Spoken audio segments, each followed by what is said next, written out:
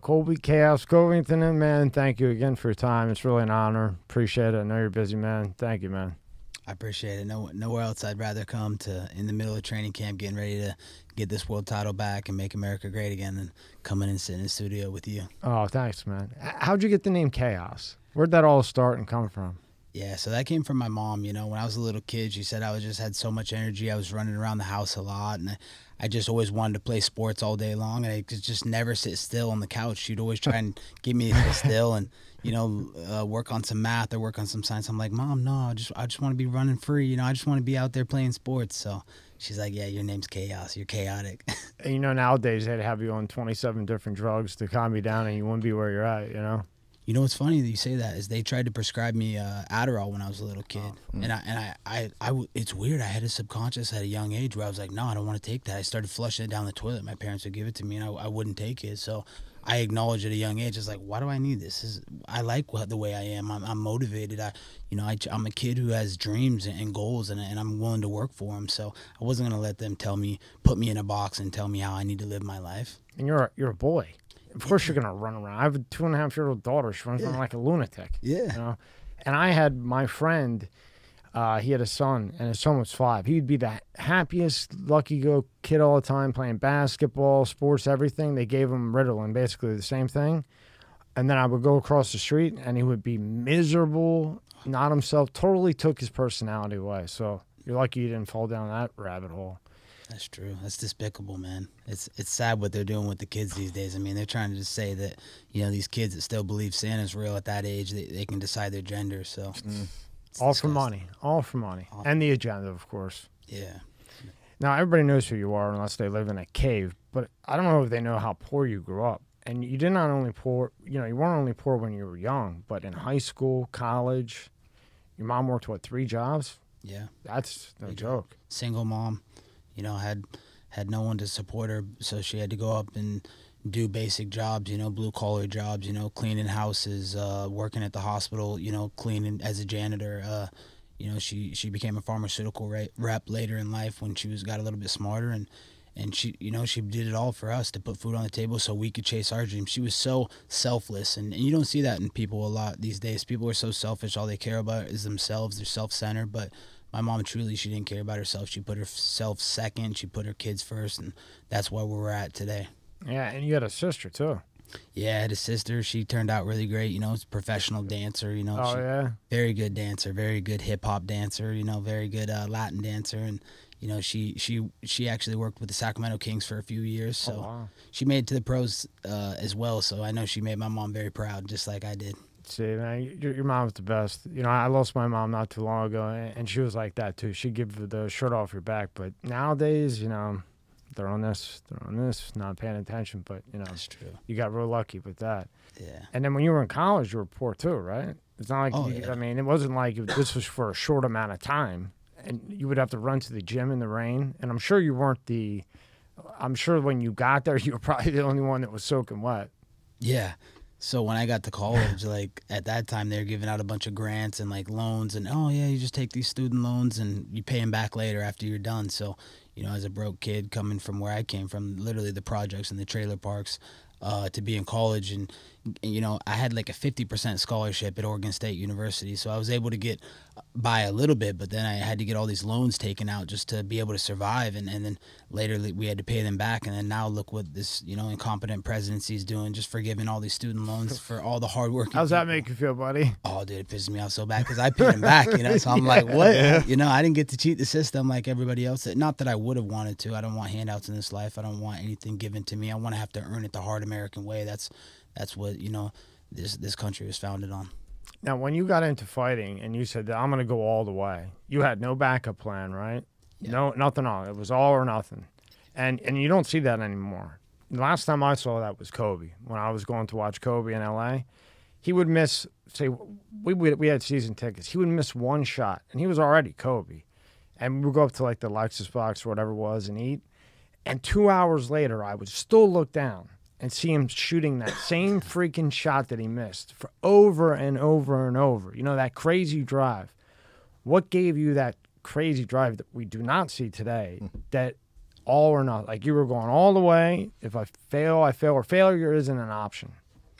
Yeah, I definitely got to give all the credit to my Savior, Lord, Jesus Christ. He's the one that, has given me faith in my life to never give up. Even when the chips were stacked against me and I had nothing, I had something. I had sports. I had a dream, and that's something I never gave up on. I worked hard for. I faced a lot of adversity. I lost a lot, but, when you lose, that's where you're defined in character, and that's what's going to show the real person you are and how you come back from those losses. So, those losses what define me today, and that's why I'm sitting here in the top of the world and the best fighter in the entire planet, because I've learned from my losses and I came back stronger because of them. We talk about all the time, Colby, kids nowadays, right? And, winning's great. You'd say the same thing. It's great to win, but you learn the most when you lose. Like, as you just said, what do you think it is these kids nowadays? They're setting them up for failure, I feel, when they give the trophies like we talk about. They hand out the trophies to every kid. Everybody gets one. And, they go undefeated. They had never lost. And then when they finally lose, they lose it. Their mental capacity is gone. What do you think about what, they're doing to kids right now in sports? Yeah, it's disgusting what they're doing to our kids. They're indoctrinating them, and they're just showing them that you don't have to work for it. You can just be handed out a participation trophy. No, that's not how it should be decided. It should be, who's most qualified for the job, the one that earns it. The person that goes out there in blood, sweat, and tears, works the hardest every single day to achieve that dream, to be the best at whatever they're trying to do in life. So, it's sad what they're doing to the kids, and we need to fight back for them, because if they strip our kids of all their freedoms, what's our society going to look like in the next decade? Sitting on the couch, the government paying you. Nobody does anything but the top of the top. They control everything. That's what happens. Yeah. The gazillion kids that will be watching this, speak of like one or two of your failures that you got back up and keep going, because, I could say anything, but I'm just the moron sitting over here. I mean, you're the big guy, I think my last big failure was my junior year in high school. I was a top star in the state of Oregon as a wrestler. I grew up in a small little tiny town in Springfield, Oregon. Not a lot of people make it out of there. Not a lot of people, become state champions or do anything accomplished with their lives. But here I was, I was a star wrestler, and, I was supposed to be the favorite as a state champion that year. And I got upset in the semifinals, and I ended up getting third or fourth. And I just remember how heartbroken I was, because all my dream was to be a state champion that year. Like, I felt like, I was 17 at the time. My whole life was for that moment, and I let that moment go. I didn't seize the moment. I didn't take advantage of my destiny and create it myself. So, that really hurt me. But, that's what put a chip in my shoulder. And I got back in the gym on Monday, and I got back to training. I got back to shooting double leg takedowns. I got back to the hard work, the blue collar work ethic that's going to take you and overcome that loss to be a winner in the future. So, if I wouldn't have those losses, I wouldn't be as hungry and have that just chip on my shoulder that I have today. That drive, that just killer drive, right? Yeah, that fire in your soul, And wasn't your dad was a wrestler, right? Yeah, he was a wrestler, and he came from Alaska. So he's shit! Jeez. Yeah, he came from a tough living. He used to tell me stories all the time. He's like, every time I would like go to a hard wrestling practice, like the second practice, and I'd be like kind of complaining. He's like, Colby, don't you freaking complain, man. I used to have to walk to school 3 miles in the snow. Elk, moose were chasing me, but I still made my way to the wrestling room, and I still won. Probably had a fight off. You're like, Dad, it's raining. He's like, raining. He's like, I got boots, Eskimos coming after me, polar bears. So that's what made it easy on the early part of my career, to be able to ride my bike to the gym in the rain out here after college, when I was a broke professional fighter starting out. You don't make any money. My first couple fights, I'm making $100 in ticket sales to be a pro fighter. Like, that's really, yeah, $200 in ticket sales. So like, I was broke for like the first 6 years out of college. I'm riding my bike, riding a skateboard in the rain, getting drenched. Wasn't complaining, didn't make excuses. Went in there, worked as hard as I could, kept a good attitude, had a good mindset, and just never stopped believing in what I believe in, my dreams. That's why I like what you just said. Don't make excuses. Or everybody's got an excuse for this or that. That was a good one. I like that one. Not really. And I'm I got into UFC because we had Bass, Sean. I didn't realize how big of a part of it wrestling is. So, being that you have that in your background and one of your strengths is wrestling, but everyone says that's the worst training of it all. Now, is that for you? Meaning, like, it's the most grueling part of the training. This episode is brought to you by Manscaped.com. Breaking news, Manscaped now sells beard products. That's right, they are once again revolutionizing men's grooming with brand new Beard Hedger Pro Kit. From a beard trim to a fresh shave, the technology behind Beard Hedger Pro Kit allows you to shave your signature beard look. Now you can finally use Manscaped products to make your drapes match your carpet by going to Manscaped.com and using code MSCSmedia for 20% off and free shipping. No one likes a weird beard, so say goodbye to all the stubble trouble with Manscaped's Pro Beard Kit. It all starts with the Beard Hedger. This thing is a monster of fixing faces. First off, this cordless trimmer has a rotary wheel that gives you 20 hair cutting lengths, all with one guard. No more messing around in drawers, this color one, that color one, all with one guard. Plus, it's waterproof, so you can shave in the shower and avoid all that hair in the sink. The Pro Kit doesn't end there, though. First, there's the beard shampoo and conditioner. You need to remember your hair is different. Next, Manscaped's beard oil. Cap it off with beard balm. The Pro Kit also comes with 3 different gifts: a beard brush, comb, and scissors to ensure your beard is ready to impress. So get 20% off and free shipping with the code MSCSmedia at Manscaped.com. That's 20% off and free shipping at Manscaped.com. Use the code MSCSmedia. This episode is brought to you by Let's Get Checked. Are you the man your father was? Recent studies have shown that men's testosterone levels have dropped substantially since the 1980s at about an average of 1% per year. Think about how old your father was when he was born. For example, if he was 30, your testosterone levels could be 30% lower than his. Low testosterone levels can have all types of health effects on men. It can affect your mood, sex drive, memory, muscle mass loss, you name it. And yes, low testosterone is more common the older you get, but it can affect men at any age. So let's talk about today's sponsor, Let's Get Checked. You can order a testing kit that will be delivered to you in a discreet packaging with next-day delivery.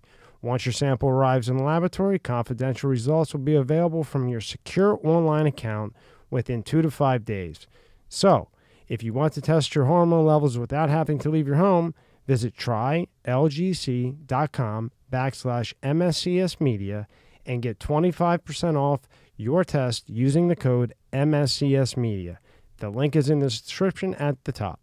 Yeah, definitely. It's the most grueling part, you know? He's like, yeah. Yeah, it's like a guy I used to wrestle under that recruited me to Iowa for a year, a guy named Dan Gable. He had a quote that said, once you've wrestled, everything else in life is easy. And it's the truest thing ever, because when you're digging ditches and you're waking up at 5 a.m. running these hills, you're in the wrestling room 3 hours wrestling as hard as you can against another kid who's trying to wrestle you hard as he can to break your will, and then you're still keeping a good attitude and still working harder and coming back the next day and doing it again. Like that's tough, you know. It's it's not an easy thing to do. So it's definitely the hardest part of the MMA training. It's a lot of wear and tear on your body. You know, you're getting in weird positions, you're getting strangled, you're getting, you know, picked up and slammed.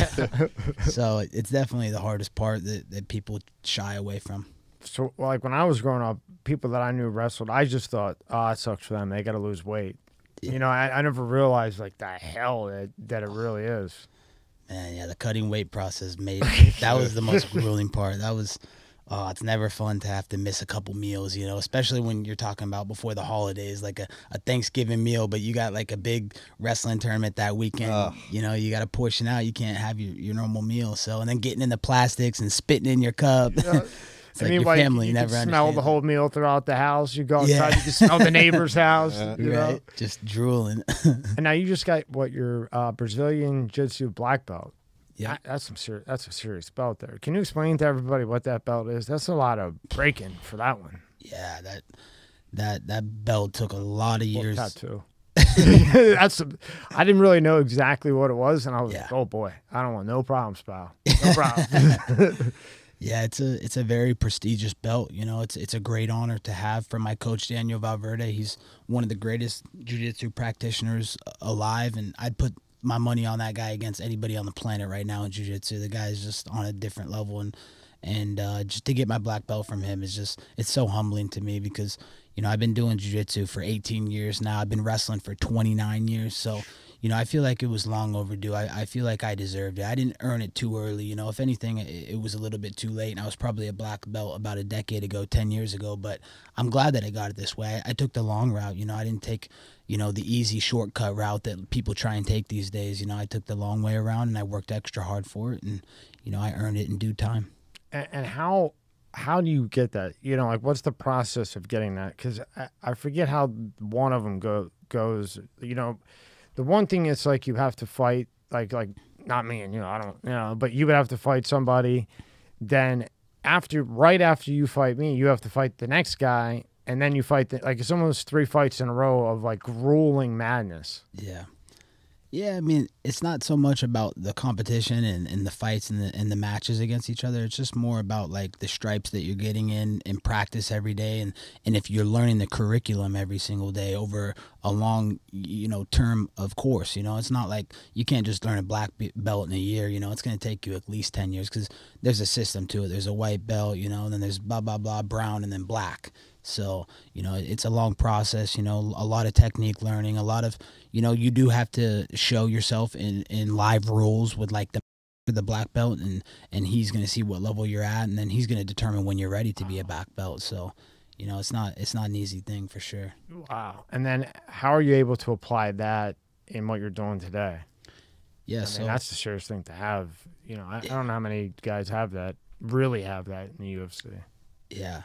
Yeah, it's small, few percentage of it. Probably, you know, 5-10% of the guys in the UFC have a black belt. But the way you apply it to mixed martial arts in the UFC today is that, you know, mixed martial arts is compiled of a lot of different martial arts. You have wrestling, you have kickboxing, you have jiu-jitsu, you have boxing, you have Muay Thai.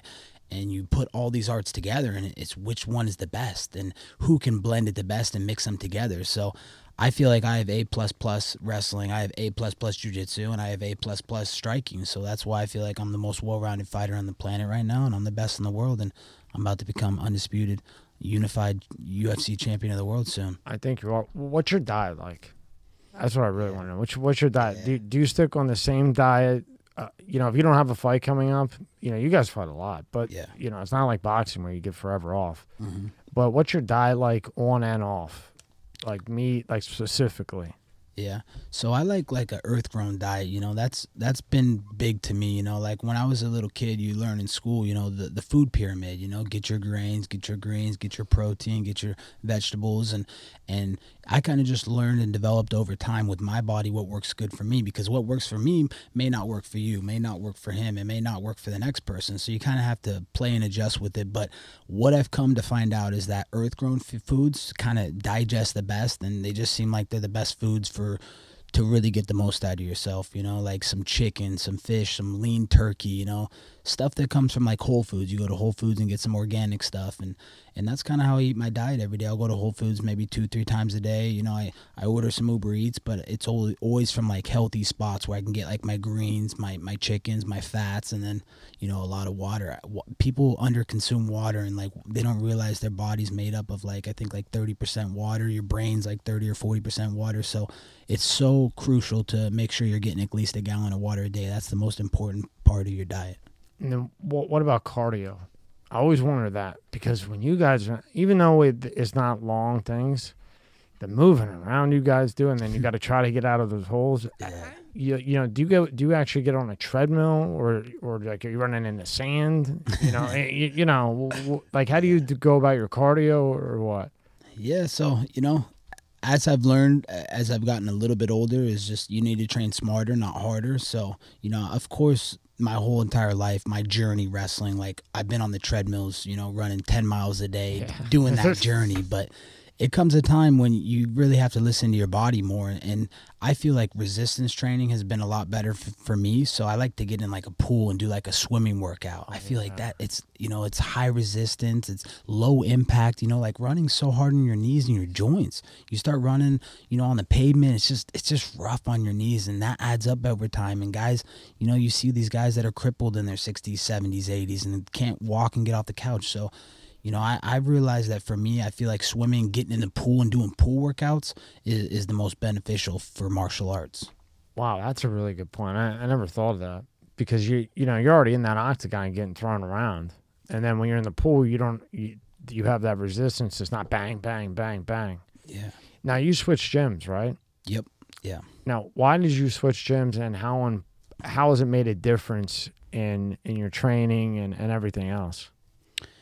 Yeah, so I switched gyms because the old gym that I was at didn't believe in freedom of speech. Oh, jeez. Yeah. Really? Yeah. Wow.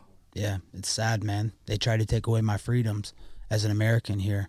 One of our, most precious rights in America, freedom of speech. And they tried to put a muzzle on me, and I didn't go for it, And they didn't go for it either. They wanted me out. They're like, you got to go. Can't go. In Florida? Wow. Yep, in Florida, South Florida, down in Coconut Creek. Wow. A gym by the name of American Tap Team. Really? Holy Yep. shit.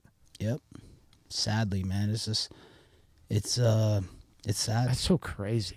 Yeah, it's crazy, but it ended up turning out to be a blessing in disguise. Yeah. It ended up being the best thing that could ever happen to me, because now I found the coaches that I have now at my gym at Colby Covington Incorporated is my new gym. It's a good move, pal. Yeah. Yeah. I don't have to listen, to a union or an organization try and tell me the way I should go about my business. No, you're not going to tell me how I should live and what I should think and what I should do. No, that's not going to be like that. Thank God you stayed away from that. You just said about the union. Isn't it true, and maybe I'm misspeaking, but that some of the fighters in the UFC are trying to unionize? Is there truth to that? What do you think about that? And then the fighters' pay, I guess, that comes along with that. Do you think fighters are paid? You guys are paid a good salary, or do you think that some of these guys have a gripe?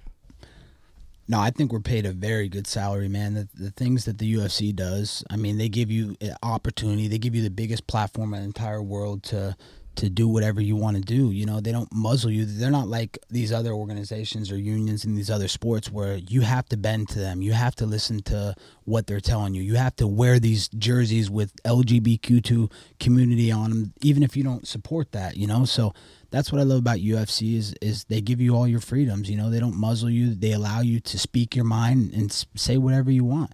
And the biggest thing, the people that are complaining about the fighter pay are the guys that don't draw any interest, don't draw any numbers to the company. Of course you're underpaid. What do you do? What value do you bring to the UFC? I realized I had to change something. I had to do something that brought the numbers in, that sold the pay-per-views, that made money for this company if I wanted to change my life and make money. So I did that, So all the people complaining, they need to look at the man in the mirror. That's the one to blame. Oh, damn right. And you were so good, but you realized it wasn't enough, and then you found a way to turn yourself into a business, and that's what you got to do, right? I forget who was saying that the other day, somebody, but it was an R&B artist, and like rap, you could do shoes, chains, whatever. But if you're an R&B artist, you kind of got to turn it into a business of some sort. You don't have that advantage, like whatever. With UFC, you got to turn yourself into a, what would you call that? What would the wording be? Like where you stick out. Yeah. You're not just Superstar. I mean, well, yeah, it was already a superstar fucking a couple years ago. yeah. Way before that. But where like, okay, there's chaos. You know what I mean? You got to have charisma. Charisma. I call it charisma. Some people, may call it other things, but for me, it's just charisma. You just have to be able to speak things into existence. You need them to say things. No one loves anything more in this world than someone that speaks the truth and goes out there and talks the talk and walks the walks. That's powerful. Not a lot of these guys believe in themselves. They're not going to talk like that because they don't really believe they can walk that talk. That's funny you said that. So you tell yourself, I can do this, I can do that. Every day. We had the QR code. And he's done a lot of other shit too, but he invented the QR code, and he grew up a rough life. When I tell you rough, I mean rough. And he would record on a tape thing. Okay. I can do this, I can do this, I can do it. Next thing you know, this guy's inventing the QR code, really. Wow. Just by speaking it into existence. Just visualizing and speaking it into existence. It's like what I used to do. I used to write something on the wall, I'm going to be the best in the world every day. And every time I woke up, my subconscious had to process that. Oh, you want to be the best in the world? Okay, what are you going to do to become the best in the world? How are you going to move closer to becoming the best in the world? And that's in the gym. That's in the work. I put back then they still made the Gallardo. I put a Lamborghini Gallardo. All my friends were like, I'm never going to get that. But every time I would have a business and it failed, before I was, like a little baby. I look, no, I'm going to get, and then everybody who said I wasn't going to get it, I got more motivated. And I got that exact same gray spider, then they stopped making them, the bastards. Oh, dang. There's your belt, man. Oh, that's awesome. Very humbling moment. Yeah. Again, I didn't realize what all went into that. Many years of blood, sweat, and tears and sacrifice, when kids are out partying on the weekends. I was in the gym, I was, and no lights, just practicing my techniques, my submissions, my defense, all the things that compile to be a black belt in jiu-jitsu. For a kid that's coming up, whether he's a teenager or younger than that, and he looks at you and says, and you kind of just said it, but what would be your advice? You want to be where you're at. You want to be sitting in the chair you're sitting at right now. You want to be putting on that heavy or that title. What would be your suggestion for that youth out there? Yeah, I would say from my personal opinion is don't believe what everybody else is saying. Listen to your own journey. Just, like Tony was saying, people doubted him and his journey, and they didn't believe that he would be able to do something, but he did it anyways, and he worked hard to achieve that. So to all the kids, you can achieve anything in this world, but it's not going to be easy. It's not going to be handed out. You're going to have to earn it. You're going to have to go in the office, and you're going to have to work for it, and you're going to have to do things that others don't do. We all got 24 hours a day, but how are you using those 24 hours? Now, I always say this guy's name wrong, but when you fought Usman, am I saying his name right? Usman. Okay. Marty Fake News. Yeah, fucking Christ, this guy. I can never say his name right. Yeah. And they said you kicked him in the pull. That's the tab 3. Listen, dude, brother, that was a hell of a. Bass would have been here with the big high. He's the liver shot guy. Yeah, he was ready. Yeah, to quit. but they're not even. Can you blow that up? Not even close. Not even close. Even close. Right on the liver. Play this, Rob. I mean, just. You got some hands. That's why I really like watching. You got hands. I wobbled him multiple times in the fight. Wow. Kick him in the liver. He calls a nut shot. Boom. Nut shot. How is that a nut shot? Not even close. That. Go back and slowly go back. It's above the waist. Just to make the point. And then Paul. He calls a nut shot. Got it. It's hard. I got That's it. right there. You can see. Come on. You can clearly see it's above his waistline, like it's above his trunks. Your heel didn't even hit his nuts. No. Shin right in his liver. He was ready to shot. He knew he was done. He was done for with that one. Yeah. It would have been a TKO. I would have been the undisputed world champion. He robbed me. That ref robbed me. He robbed me multiple times in the fight. That's why I call him Mark Not So Goddard. The guy's anti-Brexit. He hates Trump followers. So, he hates people that are, freedom-loving patriots. So, of course he was going to stack the deck against me. The guy called fake nut shots, fake eye pokes. He called everything. And then they stopped the fight in the last round with 30 seconds left when I'm on a double leg takedown. And the guy's hitting me in the back of the head, which is illegal in the UFC. You're not supposed to hit him in the back of the head. He's hit me 5-6 times in the head. I'm covering up, intelligently defending myself, and he stops the fight. I'm like, bro, I stood up right away. I'm like, what are you doing, bro? This is a 5-round world championship fight.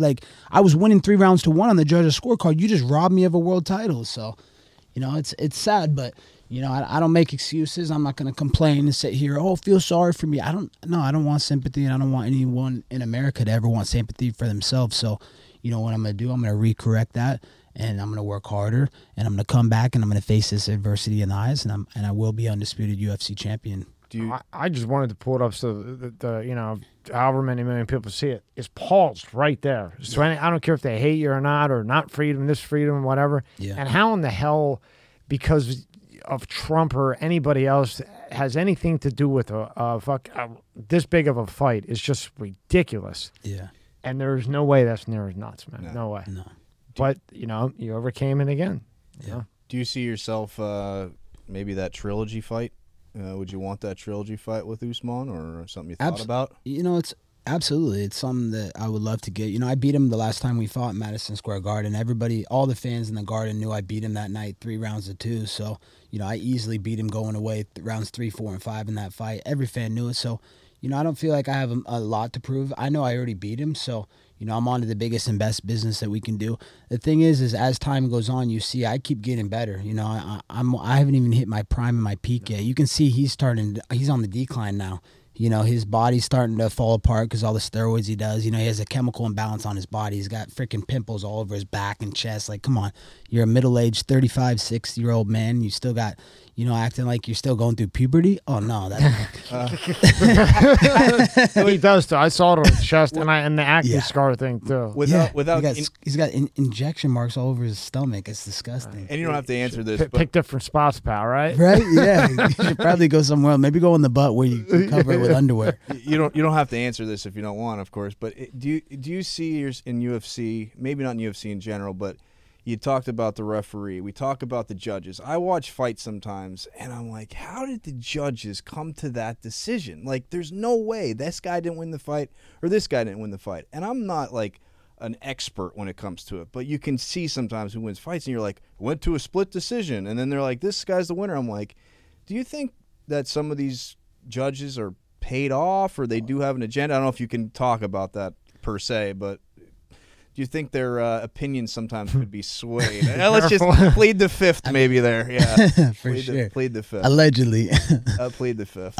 You know, I mean, we see it in boxing all the time. Like, it's when there's money and big sports are on the line, it's very corrupt. You know, like people can be easily manipulated by being bought out. You know, people do it in the highest form of government. Look at all our politicians. Look at the rhinos in the Republican Party. Like, they do it everywhere, sports, politics, everywhere. It's just going to happen when, you know, there's a lot of money on the line. So, of course, you know, some guys are being paid off, but, you know, and I don't want to go too much into it, get hurt about it. I get it.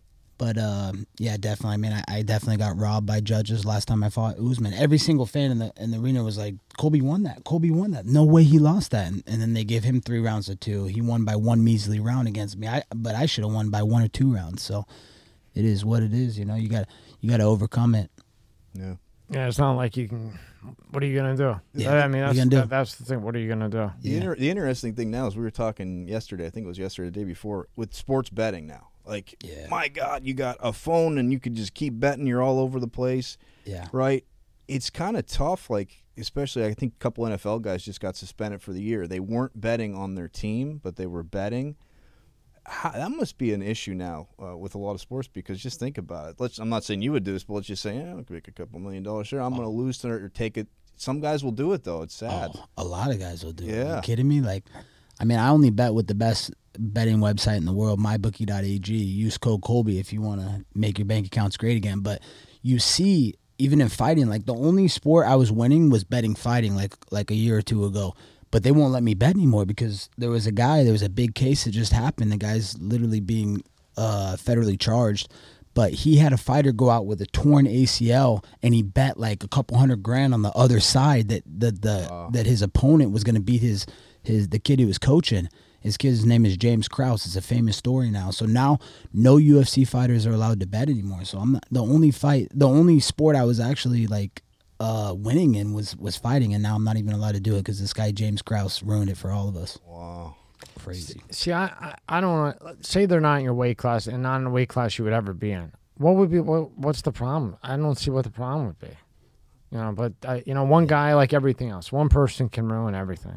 Yeah, one guy ruined it all. You know, he was betting the other side, throwing his guys out there like when they shouldn't have been fighting. He agreed with one guy, like, hey, you're just going to go out there and you're going to go down in the second round and we're going to bet the under. Wow. Yeah. And he bet like a ton of money on the under, and the guy went down just before the under, and it looked like it was so weird. Like, it looked like it was staged, you know? At least do it a little bit better. Come on, plan it out. Yeah. We should have called one of my 20 friends from South Philly that got 5 years. These same bets. They're like, what the fuck? They're still in. I know, my friend. Like, legal betting. I still got 6 months left of the shit. You know. Now you go to Brazil, right? And you're what, 13-1 on a 5 winning streak. And prior to that, no matter if you won or lost, they weren't going to resign. Yep. Is that true? That's true. It's truthful knowledge. You know, it's a crazy set of circumstances that went down, and the fact that I was able to rewrite the ship and rewrite history, because I shouldn't be in the UFC right now. Like, they went and told my manager for that fight, hey, we have nothing for Colby. He doesn't add any value to the company. He doesn't draw any business. He doesn't draw fans. So we're not going to re-sign him. And this is when I was number 7 in the world. Like, I beaten everybody in front of me. I was was literally undefeated. Like no one could beat me, no one could stop me. Everybody knew I was Just won 5 straight. Yeah. I mean, I won 13 straight. 13. I never had a loss. You know, I was undefeated in my opinion. You know, there was no losses on my record besides ones that, you know, I either showed up injured or got robbed out of. But besides that, you know, besides those facts, you know, they said, hey, we don't like your character, we don't like the way you fight, we don't, you know, you don't do anything for the company. So it's crazy because my manager never told me this before the fight. But I had this intuition, like this is where I feel like I had to come in, you know, with God, and you know that's why I say, you know, he's my savior, you know, because he's the one that came to me and he was like, you know what, you need to change something, Colby. You need to either change what you're doing, the way you're doing your business, or you need to become a personality, and that's what I did. You know, I went out to Brazil and I said how it was. You know, the people were screaming at me on the way to the octagon, "You vai morrer, you vai morrer," which means you will die. Yeah, you know? So Jesus. you're telling me I will Christ. die, man. Dude, it's not that extreme. Like you know, we're just playing a sport. Like at the end of the sport, it's gonna be okay. You know, but they're screaming, "You will die, F your mother," grabbing my flag, like trying to rip my flag up, like. Wow. So you know, I played into the antics. Hey, you want to give it to me? If you're dishing it, you better be able to take it. So I said, I went out there, I beat their best Brazilian fighter they've ever had, their first ballot Hall of Famer from the city of Sao Paulo, Damian Maia. And I said what I said. I said, hey, Brazil, you're a dump, which the place is a dump. forward. They're world country. It is a and I dump. said all the people are filthy animals. Like I told where's you the my lie? story with a guy from Brazil who wasn't even legal. Yeah. I got drugged into court on a restraining order from a guy who wasn't an illegal during COVID. The guy's illegal, and I got to go into court for this shit. That's crazy. Of course, I won. It wasn't true, but still, just the fact I had to go in with an illegal immigrant from Brazil because I fired him from my driver. That's nuts. This is funny. But you got to laugh at this. By unanimous decision, Colby Chaos Covington. Colby Covington, you asked for Damian Maia. You got Damian Maia. Why did you ask for this fight? And did it go as you expected it to? I should have knocked him out. Brazil, you're a dog. All you can one thing to say, Tyrone Woodley, I'm coming for you. If you don't answer the front door, I'm going to knock in and I'm going to take you out. Walk away, bro. That's what's Now, Damn. see, that's what I'm talking about. Old school, like that's old. That's gangster shit. Sorry, bro. That's awesome. For sure. But hey, No fear of anything. That's what it was. Like, you see my coaches in the background, like, oh my God, they're looking around, feeling the energy in the arena. People are throwing their popcorn, their Like, $5 oh, hot shit. dogs in this third world country. Like, they shouldn't be wasting their money. And they're throwing this shit in the cage, and everybody's freaking out. My coach is like, oh my gosh, we're about to be targets. Like, they're about to come after us. And I just remember, like, right afterwards, like, they put a $50,000 bounty on my head, the favelas in Brazil, and like they wanted me dead. They were like, "Don't let this guy get back to America. Cut his head off." Like, probably kind of what your coach was thinking. Like, we still gotta leave here, buddy. That's Like, I exactly- know you're like, pumped yeah. right now. You God just damn want, it, but Colby. Still gotta leave. Can you wait till we get home? yes, that's exactly what my coach was verbatim. You read his mind. How often though do you deal with you know, call them trolls, call them whatever you want, but you're out in public, right, and somebody just doesn't like you and they're like, I'm gonna try to fuck with this guy right now. How often do you get that? Do you get it a lot, or is it, I mean, sure there's some people, and is it tough to hold your emotions, I guess? Like, I'd want to fucking kill him. Yeah, it's definitely happened a couple of times. It's funny you say that because I was just front row last weekend for the Gervonta Davis and Ryan Garcia fight, and there was like this boxing fan outside the arena, and he was like, "I'll fuck you up, you ain't nothing." He was looking at me, he's like, "Let's size up right now, let's do it." And I'm just like laughing. I was like, "All right, man, I'm glad you believe in yourself, man. You should believe in yourself. That's awesome, dude." But you know, I'm thinking deep down, I didn't want to like egg him on and like, you know, what do I have to prove in the streets? Like, I fight for a lot of money, like a big paycheck, you know, and what do I have to prove to this guy? I prove my worth in the UFC octagon. You know, if you're so tough, why aren't you fighting the UFC octagon against the best fighters in the world? I'm beating up people that have been training for 20, 30 years that their craft is to put someone else in the hospital, and I'm putting them in the hospital. I'm making them look like little kids. So I just have nothing to prove to those people. They can say whatever they want, you know. We realize this is America, and you can have a different opinions, but one thing we all do need to agree on is we need to love our country. You better not disrespect America. And Colby, not only are you beating them against all odds, you didn't have the money to have the best trainers, you didn't have the money to go to the best gym. Against all odds, you're knocking these people down left and right. You know what I mean? Yeah. So you know, what's that prick gonna do? Oh yeah, talk. Okay. Oh, well, that means you noticed me. Yeah. Okay, good. Check mark. Yeah. Let me know if you want. Let me know if you want to pay for a sponsor. Oh my God, it was great.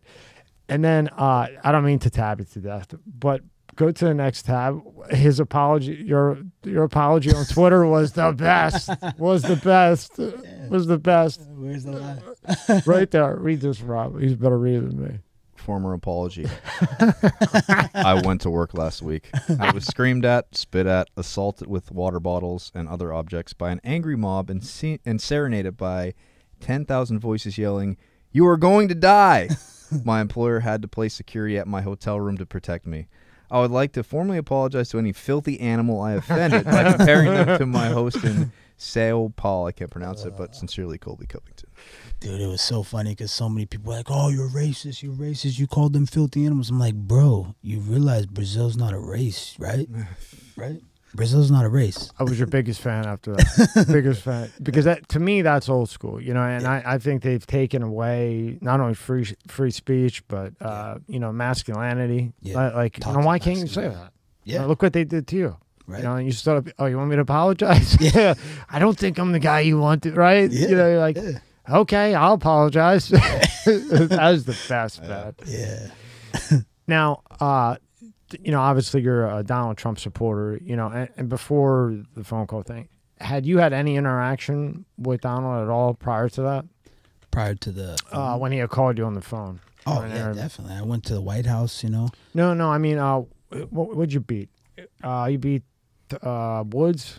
Oh yeah, Tyron Woodley, former Yeah. world champion, first ballot Hall of Famer. Yeah. Oh, so we had Yeah. talked to him prior to that. Yeah, I talked to him prior to that. You know, before that, I delivered a world title to 1600 Pennsylvania Avenue to the Oval Office in the White House. So he'd hosted me there, and I've been to his couple of his campaign trails in Vegas. You know, before my fight was out there in Vegas, and we'd had a good relationship. I've had a good relationship with his whole family. Donald Trump Jr., before that fight, I had brought the first family to a fight, and it's the first time in UFC history they've had the first family come out and sit front row at a fight. And this is when I fought a guy by the name of Robbie Lawler, which is a first ballot Hall of Famer, multiple-time world champion in the UFC, one of the scariest guys the division's ever seen. Ruthless Robbie. The ruthless. I mean, the guy's scary. And, you know, to be able to give that experience to the first family, Donald Trump Jr., Eric Trump, Kimberly Guilfoyle, Tiffany Trump, and it was incredible because, like, they get such backlash and they're vilified in the media. Like, all these, you know, stupid campaigns against him, you know, they're just fake campaigns. They're fake news. You know, they don't ever have any substance and nothing that ever holds on them. They just make accusations to try and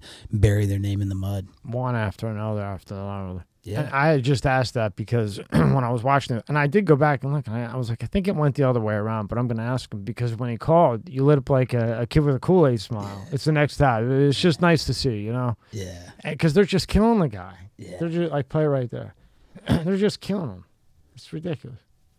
They took him to decision, you know, Marty Fake Newsman, some other guy from the streets that no one's ever heard of. So no one's ever finished him like that and beat him that dramatically. So this is the best I've ever looked. And oh, the POTUS is calling me. Gonna put that on speaker for us or what? Mr. President. We're gonna try and get Donald on speakerphone. Let's see. Okay, thank you. Yeah, this is Colby Covington. Thank you so much. You might want to just give him a warning. He is on speakerphone though. The biggest hero. Just because you were smiling so much, I was like, maybe it was the other way around. You know? This is a first. I felt like a little kid in Disneyland I that day. bet. You are a great fighter, man. I'll tell you. You make it so easy. I don't know how to do that. Congratulations. I wanted to watch that fight tonight. I wanted to watch it. You were great. Thank you so much, Mr. President. You gave me the dragon energy when you shook my hand on Sunday at your rally, and it doesn't matter if King Kong was in front of me. I was not going to lose after getting to shake your hand and beat You your rally. weren't going to lose. How cool is that, man, right? So cool. You Can't know. believe a little kid from where I came from is talking to the most powerful person on the planet, you know. Just so humbling, man. That's made my career, you know. I didn't have to win another fight, you know. Now, you know, I feel like content and satisfied that, you know, Mr. President Trump, you know, the greatest freedom fighter and the greatest fighter America's ever seen, acknowledged me and took time out of his day. Like you said on the call, he was like, man, I just left 60,000 fans in Ohio, and he was talking to them, and he left early so he could watch my fight. So to mean that just means so much to me. It just You know, it's a dream come true. And then looking back again, against all odds, you're fighting in Madison Square Garden. That had to be nuts. You know what you're talking. What was that like to walking in Madison Square Garden? Huge, right? That's Huge. Oh, Was that the craziest arena? for sure, the craziest arena I've ever been to. I mean, O2 Arena is crazy, but Madison Square Garden is just so iconic. Everybody knows it. Yeah. The history filled. All the greatest artists have went there, and now I'm a piece of history. They give me a plaque. I have the 4th highest gate in the history of Madison Square Garden, above Muhammad Ali, above the Rolling Stones, above Hulkamania. All these great, entertainers. And look, here I am, this kid. Thank you, Colby Chaos Covington, 4th highest gate in Madison Square Garden history. So. Anybody that wants to ever say anything about what I've done, do that. Hey, numbers don't lie. Do that, and then have the president call you. Yeah. Come on in. Come on, the door's wide open. Let's see how many. Yeah. Right? And then let's see how easily you can get to the White House, and not just once, twice. On election night as well. So. Yeah, on election night too. I was there on election night. Yeah. I don't think there's gonna be too many people at the door, bro. Yeah, rigged doing line. Yeah. For people, you have a personal connection with President Trump. Yeah. For people out there that they see the stuff on TV and they call him all these names and they say all this different stuff about him, your personal connection with him, what type of person is he? Like his attitude. I've heard he's funny. Like what's he like? Oh man, he's the funniest guy I've ever met. Man, I remember the first time I saw him in the White House. He was making a funny joke. He relates with me with wrestling because he wrestled in high school as well. And he was like, "Colby, you know why I love you and just I respect you so much because I wrestled too, but." The difference between me and you, Colby, is that I was the one in the auditorium that was looking up, counting the lights. Which means, like, in wrestling, you're getting pinned and you're losing. Yeah. So the fact that he made a joke about himself just shows how he's a regular person. He's the guy next door. He doesn't have an ego. He doesn't act like he's better than people. He's so much fun to be around. Who wants to be around someone who's just such an egomaniac and just think he has the world figured out? He's not like that. He's just the regular guy next door. He's just a humble, regular man, and he loves his country a lot, and he's willing to fight for it and sacrifice everything that he loves for it. Yeah, we used to call him suits. Like pinhead suits is what we would call them. They just walk around. They know it all. No person. You can't have a conversation with them. They know everything. Blah blah blah blah blah blah blah. And you want to talk about a fighter? Yeah. I mean, he's in politics. You're in this. I don't care if you love him or hate him. That man doesn't give up. No, he doesn't need to do this. And they're coming at him left and right. He fights them back. Yeah. I mean, the best. And who in the world could call? And again, it doesn't matter if you like him or not. He called that guy Rocket Man and went there and met him. That is some crazy. That's crazy. Without fear. And got respect. And got respect because of it. How could you not go into the decentralized military zone, with Kim Jong, no one's ever done that. He's done things no one's ever done. After calling him Rocket Man, he did it. Right. It was like that's because everybody respected him. Yeah. Like every country, they knew they would not mess with Trump or America. That's why he had world peace. He was up for Nobel Peace Prizes. Like no one talks about those things. Like the guy literally created peace in the Middle East. Now look at like what this administration's done. The withdrawal from, Afghanistan, Iraq, all these places left, hundreds of millions of military equipment behind. It's just incompetent. And, what President Trump has done for this country and what he's going to do again for this country in 2024, MAGA 2024, he's going to make this country greater than it's ever been. And we're going to keep the money here in America, America first. And I think all those leaders just respected him and he made a deal with them.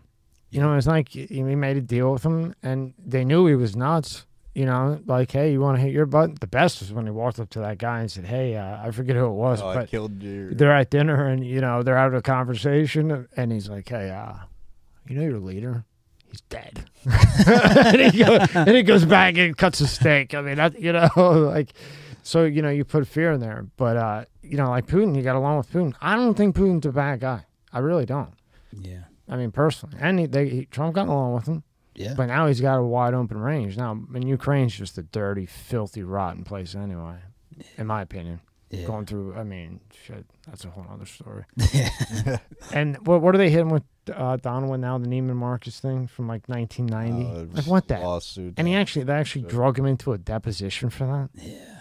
So and Neiman Marcus, like, yeah. Come on, you're already indicting him over an NDA, basically? Yeah. I hope his lawyer stops with that whole dismissal thing and starts worrying about moving the case. Yeah. You know, I know that New York courtroom. Remember, I'm from South Philly. I have a lot of friends. Yeah. That courtroom, dismiss this, dismiss. Buddy, forget that dismiss. Move it. Get it out of there. Yeah. You know? Wish him the best, but he's still fighting like a maniac. Yeah, he is. Now, as you talk about that while we're on it quick, how do you get them to not cheat? How do you just get a fair... Because you know they're not going to do the mail-ins this time. Nope. What would the QR code guy? AI, he's man. really into this big time. Imagine this: the QR code guy who invents shit, patent it through the roof, was so upset about the last election. Just generally speaking, he's full red as red gets, but comes across as just normal base. And what he had found, because he's brains like to the moon, he dug in, and he found that what they're doing now is if you worked and you have an employer number, I don't mean an EIN, just like you worked for somebody, they can turn that into, what do you say, like 4 people? Yeah. He was showing us how they could Something do it. crazy. Wow. So they're going to have another way to do it. Of course. How did they do that? And then, on top of that, Colby, you're hitting Trump, and again, whether you like him or not, you're hitting Trump on a freaking NDA, which everybody that has any type of money on the planet has signed 100 million times. What do you go to your accountant and say, hey, Mr. Accountant, this is exactly what it's an NDA, a non-disclosure agreement, right? Yeah. The dumbest case I've ever seen. Okay, but then you got Biden, who lives in an $80 million house. The kids, tons of money. They're laundering money through Ukraine, China, the rest of them. Mm-hmm. That's just probably going to go away. This episode is brought to you by Fiji. More than just water. This is not just rock. It's ancient volcanic rock that filters tropical rain, giving it double the electrolytes and its signature soft, smooth taste. It's not just water. It's Fiji water. This episode is sponsored by ZBiotics. What is ZBiotics pre-alcohol probiotic? The ZBiotics pre-alcohol probiotic is a genetically engineered probiotic you drink before drinking alcohol to avoid that rough next morning and get back to living your life. PhD scientists invented it because they know the real problem is not dehydration. It's a toxic byproduct of alcohol, and ZBiotics pre-alcohol probiotic is the only product that breaks it down. Just remember to drink responsibly and plenty of rest too. Every time I have ZBiotics before drinking, I'm amazed at how good I feel the next day. ZBiotics is a must-have for me because it means I'm still going to make my daily workout even if I have a few drinks the night before. That's important to me. You can get ZBiotics for 15% off your first order using my code MSCSmedia at checkout. I recommend getting the 6-pack. That's what I got. It's a great deal. You have a couple extra to share with friends. Go to zbiotics.com/MSCSmedia. That's Z as in zebra, biotics, BIOTICS.com/MSCSmedia, or scan the QR code on the screen right now and get 15% off your first order. The FBI is going to be like that bleach bit thing again. Yeah. You know they got him on the hook. Yeah. How do you think just a fair election? It's tough to say, because there's always going to be cheating at the highest level, and people are going to find ways around it, and just the people in charge right now are probably already looking in place to figure out all these voting stations, how they can just buy off these people and manipulate these people with money to throw out the votes and just make sure that the blue votes are coming in. They don't want the red votes coming in. So I'm not sure how we can. The system's corrupt and it's rigged, so we need to figure a way around it. You see some of the elections that have happened, in Pennsylvania. How does that guy win? I mean, the guy can't even walk. He can't even say a sentence. We're from there. Yeah. I grew up. How does that guy win? I was like, but you know what? What's his name? Dr. Oz? Dr. Oz. That wasn't a good person to put out there Okay. because PA is more of like blue collar, where they're wearing sweatshirts, and if I go back now. The same, if I go back now and say I run into somebody I knew 20 years ago working a forklift, he's still working a forklift. It's that type of state. Okay. You send an Oz in there, automatically they're going to be like, oh, Hollywood, this, that. I like Oz a lot. I just think that was the wrong state having from being there. But still, even so. I mean, come on. I mean, the guy can't talk. can't talk. It should be in a mental institution, not the Senate. And then he wins, and then and he won, but and then he's hiding. No one's seen from Where him. is he? Where's he at? Where is he? Then he comes out in basketball shorts the first time. This is what you want in office. So I don't know. Do you think Biden will make it to run again? Or he doesn't kill over. Dude, I never wish bad on anybody, but that guy needs to start thinking about his health. You can see the decline, cognitively speaking, that is going on. He doesn't know where he's at half the time. He doesn't know his way off the stage. He has to have people direct him off a stage. Like, bro, come on, dude. Like, whoever his handlers are, whoever, his wife, dude, get him behind closed doors and let him live his life, man. Let him be happy and enjoy it. But we all know that that's not the guy running the country. Right. Let's be honest, We man. know, We know that. Right. I mean, as crooked as he is, you don't want to ever see anybody. You don't want to watch somebody go out losing their mind, whatever. You don't want to see it because that's somebody's grandfather. Yeah. You know what I mean? Yeah. But the question becomes, who's the puppet master? Okay, we know Obama's he's pulling his string maybe, but who's pulling Obama's string? It's whatever name we haven't heard is pulling the big string. Yeah. That's what I want to know. That's true. Who's your guess? I don't know. Someone with whoever's got the most money, the Rothschilds, those type of people. Yeah. Those are the people that those families that have all the money. Those are the ones that are making all the decisions. Now, when did you start to notice masculinity start to become like a problem? Like it's you found your charisma, you found your own style, and now masculinity. Like we had Tristan Tate on. And I had my opinion prior. I was like, here we go. Yeah. For 2.5 hours, man. He didn't say one sexist thing. Not one. Wow. He was just talking like, hey, like what guys would talk about. This, that, smoking a cigar. Not one thing sexist. And then you got Andrew Tate. They got locked up. Mm-hmm. What do you think about that? About well, they're over there on that guy. Over there, they can lock you up just because you dropped the pin, right? That's crazy. Yeah, I mean, I really don't know all the facts of the story. I've heard he was running some scheme with women or whatnot, but who knows? He's a smart businessman. Maybe he was just, giving them access to do OnlyFans or some video creation where they can make money and make opportunities for their lives. So is that a bad thing? But I really don't know the facts of what they're doing. But the fact that they could just lock him up with not having like any substantial evidence, it's scary, man. And that's when stuff starts following suits in other countries like that. Here in America, we need to realize that could happen here. You want to be having all your freedom stripped away. You want to have your guns stripped away. Yeah. It's just it's a sad time, and we need to fight back, and we need to not infringe on our rights and freedoms here in America. And that's how I tie it back to this, because his girlfriend came out before they even ran. She's like, "That's my boyfriend," and they just went and locked them both up. And they were such a big influence on social media, they had to get rid of them. Yeah. In my opinion. Yeah. And they censored them. And then they're doing the same thing here. You see it every day. Yeah, you see it every day on big tech. They do it every day. Censor people. If it's an opposing viewpoint, if it has anything to do with anything to do with Trump, it's misinformation. It's labeled. It's just shadow ban. I've been shadow banned on Instagram for a couple years now. Whenever I put in Donald Trump as my header face, the picture with him, they immediately shadow ban me. I remember my friends like, hey, I was typing your name, Colby Covington. I can't find it in Instagram. I'm like, man, this is sick, dude. Just because, I don't believe the exact same as you, like that shouldn't be a reason to just censor me. No, it's absolute. It's insane. I got suspended from YouTube for 2 weeks. Do you know why? I had Robert Dowden.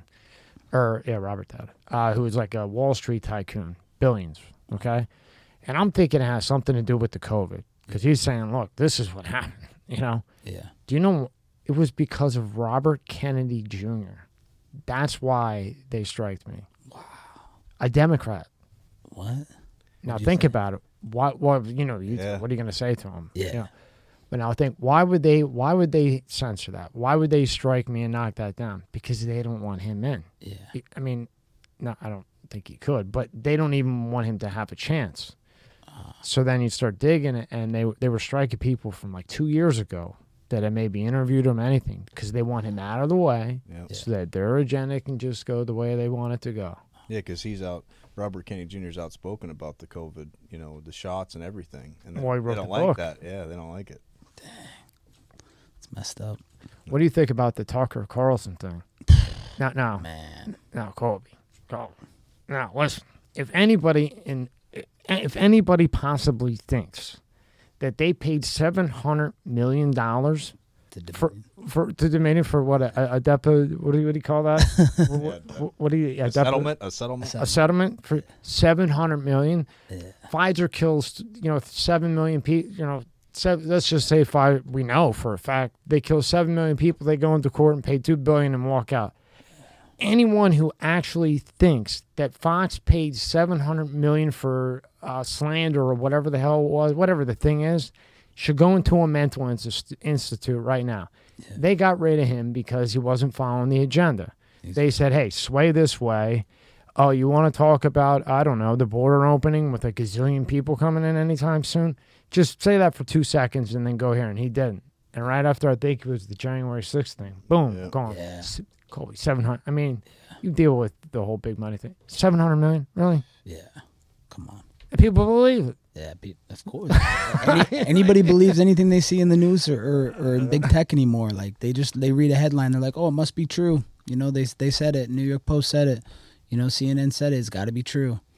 So they can't do the information and look and do the research themselves because they're lazy. You know, and it's this participation, mentality that they don't want to go out and do the research. You know, they just want to believe everything people tells them. So, yeah, with that voting system thing and the Tucker Carlson thing, it's despicable. It's disgusting. And, now we know that none of the mainstream media has any facts or truth or knowledge anymore. It's all just propaganda.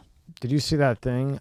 They put like 20 or 30 news stations together and they all sync together. Oh, really? I didn't see that. Oh, dude, it was, I don't have it 12 for you, but that's funny. It was, it was like an opening thing for the morning for 9 o'clock, and you took Fox, MSNBC, 20, 30 of them. And you could, and it was so exact. It's exact, like whatever was the topic was. Yeah, you could sync them together, man, and it was the exact same thing. And if you didn't believe it before, they're all in cahoots. Yeah. Big Pharma owns them. Yep. That pays the bills, the commercial, and then, the Gates and everybody else. What's it like dealing? I mean, you'd have to deal with the media on a different level, I guess, for UFC, but do you get some reporters out there, have you ever had any that have written bad stuff about you and you're like, or that's not true a lot? I mean, you get it a lot? Every single one, because really none of them, MMA media, the media that does mixed martial arts in the UFC, none of them are actual journalists. They're all just fanboys of the sport, and they just decided they were going to get a column and be media journalists. And the reason that they're not journalists, I mean, besides the fact that they never got a degree in it, is because they can't write impartial journalism. Like, why can't you just put your feelings aside and write the journalism of the way you see it, the facts, the truth of the knowledge, not just because, you hate someone, you're going to write a stupid journal. So I see it all the time, all the MMA media, they hate Trump, they hate, the movement. So, they all try and trash me and bury my name and degrade the what I've done in my career. So it is what it is. I just keep rising stronger, and, the silent majority can't be silenced. How do you handle that, though? When you get hit with all that criticism and hate, and a lot of it's just bullshit. Yeah. It's just like Trump. I mean, how do you handle it? Because I'm sure there's a lot of kids, and that's what we need, the kids to hear this, and, the younger generation, so that they speak up. Like you said, do your research for yourself. Take 5 minutes and that's how we get our country back. Research. When you get hit left and right with just bullshit, how do you handle it? How do you personally handle it? I mean, obviously it doesn't affect you. I mean, maybe, but how do you get to that point where you don't let it affect you? Before, some kid, they tell him he's a baby and he goes and next, that's bullying and now you're on pills. How do you handle that?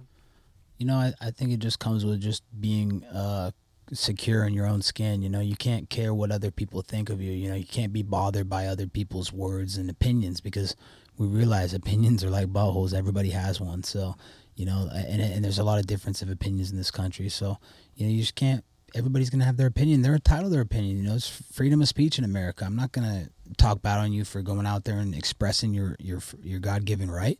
But, it's not always the truthful right. And, you know, I think for the kids, they can't be worried by it. Just stay focused on what's in front of you. You know, your work. You know, whatever you're chasing for in life. Being the best accountant, being the best actor, being the best sportsman. Just stay focused on your goals. Don't worry about what other people think of you, and who cares? Just keep doing better anyways.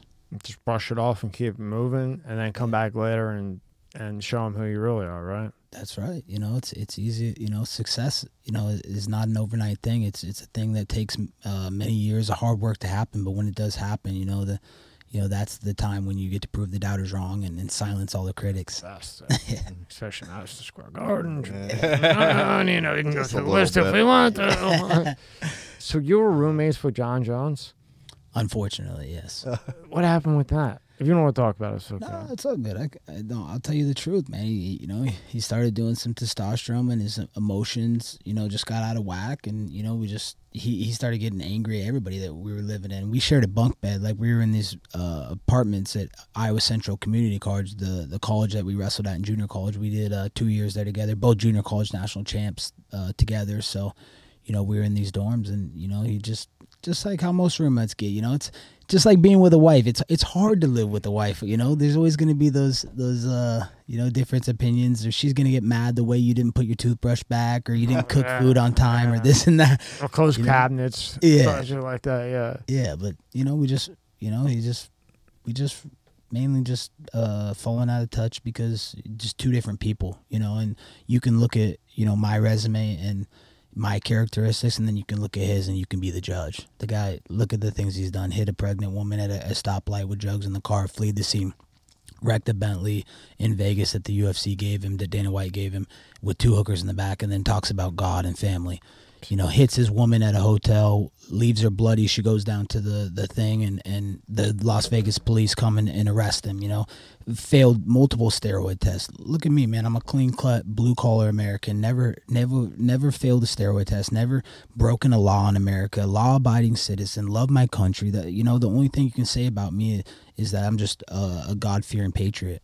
How hard is it, though, when you hear, because I hear it all the time. You watch, you know, watching ESPN, or you're watching any of this type of stuff, and every time the name John Jones is brought up, it says after it, probably the greatest fighter ever to fight in the UFC. How does that make you feel when you hear that? Because they do say it. They say John Jones, greatest fighter ever. You know, that's opinion based, though. That's whoever was writing that from ESPN that day. That's cool. That's your opinion. But, you know, there's probably 20, 30, 40 million people in America that don't think the opposite. You know, people in the Republican Party respect people that are blue collar, that, you know, have a clean slate, that aren't breaking the law, you know, doing these, you know, violent acts, you know. So, you know, everybody knows the multiple steroid tests that he failed. So how can you call yourself a clean cut athlete and the greatest of all time when you cheated on multiple steroid tests and broke many laws? I just, you know, for me, the greatest fighter of all time has to be a good fighter in the cage and outside the cage. Who would that be? A bit besides yourself, if you would say, but who would you put up there? Yeah, I would. That's tough, you know. A lot of different weight classes, but who's some of the guys that stand out to you? Yeah, a guy that stands out to me, Chael Sonnen. You know, a guy from the same, you know, place that I came from, Oregon wrestling. You know, those roots, and, you know, became a larger than life figure and was able to transcend the sport and move the pay-per-view needle. So he's a great person outside, family man. You know, fights for the Republic. You know, loves Donald Trump, God-fearing American. So, you know, we need more guys like that on our side. You think they're letting a lot of these shootings go because, you know, you brought up the violence? It seems to me that they're letting this go, and, like, you know, the bail thing and everything else, just that they have more of a reason to take away our gun rights. Yeah. Why else would all of a sudden? It's true. You know, and it's crazy because, you know, if you look at, you know, guns, it's not guns that kill people. It's the mentally unstable people that kill people. If you look at the last 5 years and you do statistics, you will see there's more deaths for things that went up people's rectums than there are from people dying from guns. So should we ban butt plugs? Yeah, or right. what? Seriously. Because it's not the guns that are killing people. It's the mentally unstable people that are killing people. And then the dumbest thing is, what do you think is going to happen? They're going to ban them? Okay, they're just going to go to the street and get them. Yeah. You know, the guys black that you market? don't want to have them, you know, you're just going to go to the black market. And then the guys that want them that you took them from, I mean, we're in Florida. I mean, you know, fucking shit. Up north, boy, those farmers, believe me, farmers will go in their tractor and they'll go get a shotgun. You know what I mean? They'll go down and they'll go right down into the hood and be like, "Hey, look, my tractor." You know, that's why it's just like the dumbest thing in that planet I've ever seen. But they're doing everything that they can to do it. Yeah, they're trying to take away that Second Amendment, and we got to fight back against that because it's not just the Second Amendment they're taking. They're just slowly taking back more every day. You know, they've already taken away our First Amendment, freedom of speech. So now they're going for the second. They're just going to go down the line. So people need to realize that. Wake up. Stop being duped by the media. Think for yourself. Go get the information. You know, do the research. So, you know, just stop listening to what people tell you. Make a decision for yourself. They only show you what they want to show you. Whatever you see. So if you see a shooting, you see whatever, it's because they want to. That's what they want you to see. It's not what really happened. Yeah. I mean, we've got you can prove it. Yeah. You know what I mean? But these people, man, they get sucked into the phone and everything else, and that's what's destroying the country. Because you can fight back. Yeah. It's not like you can't not fight back. Yeah. But they just seem to have a twist on us.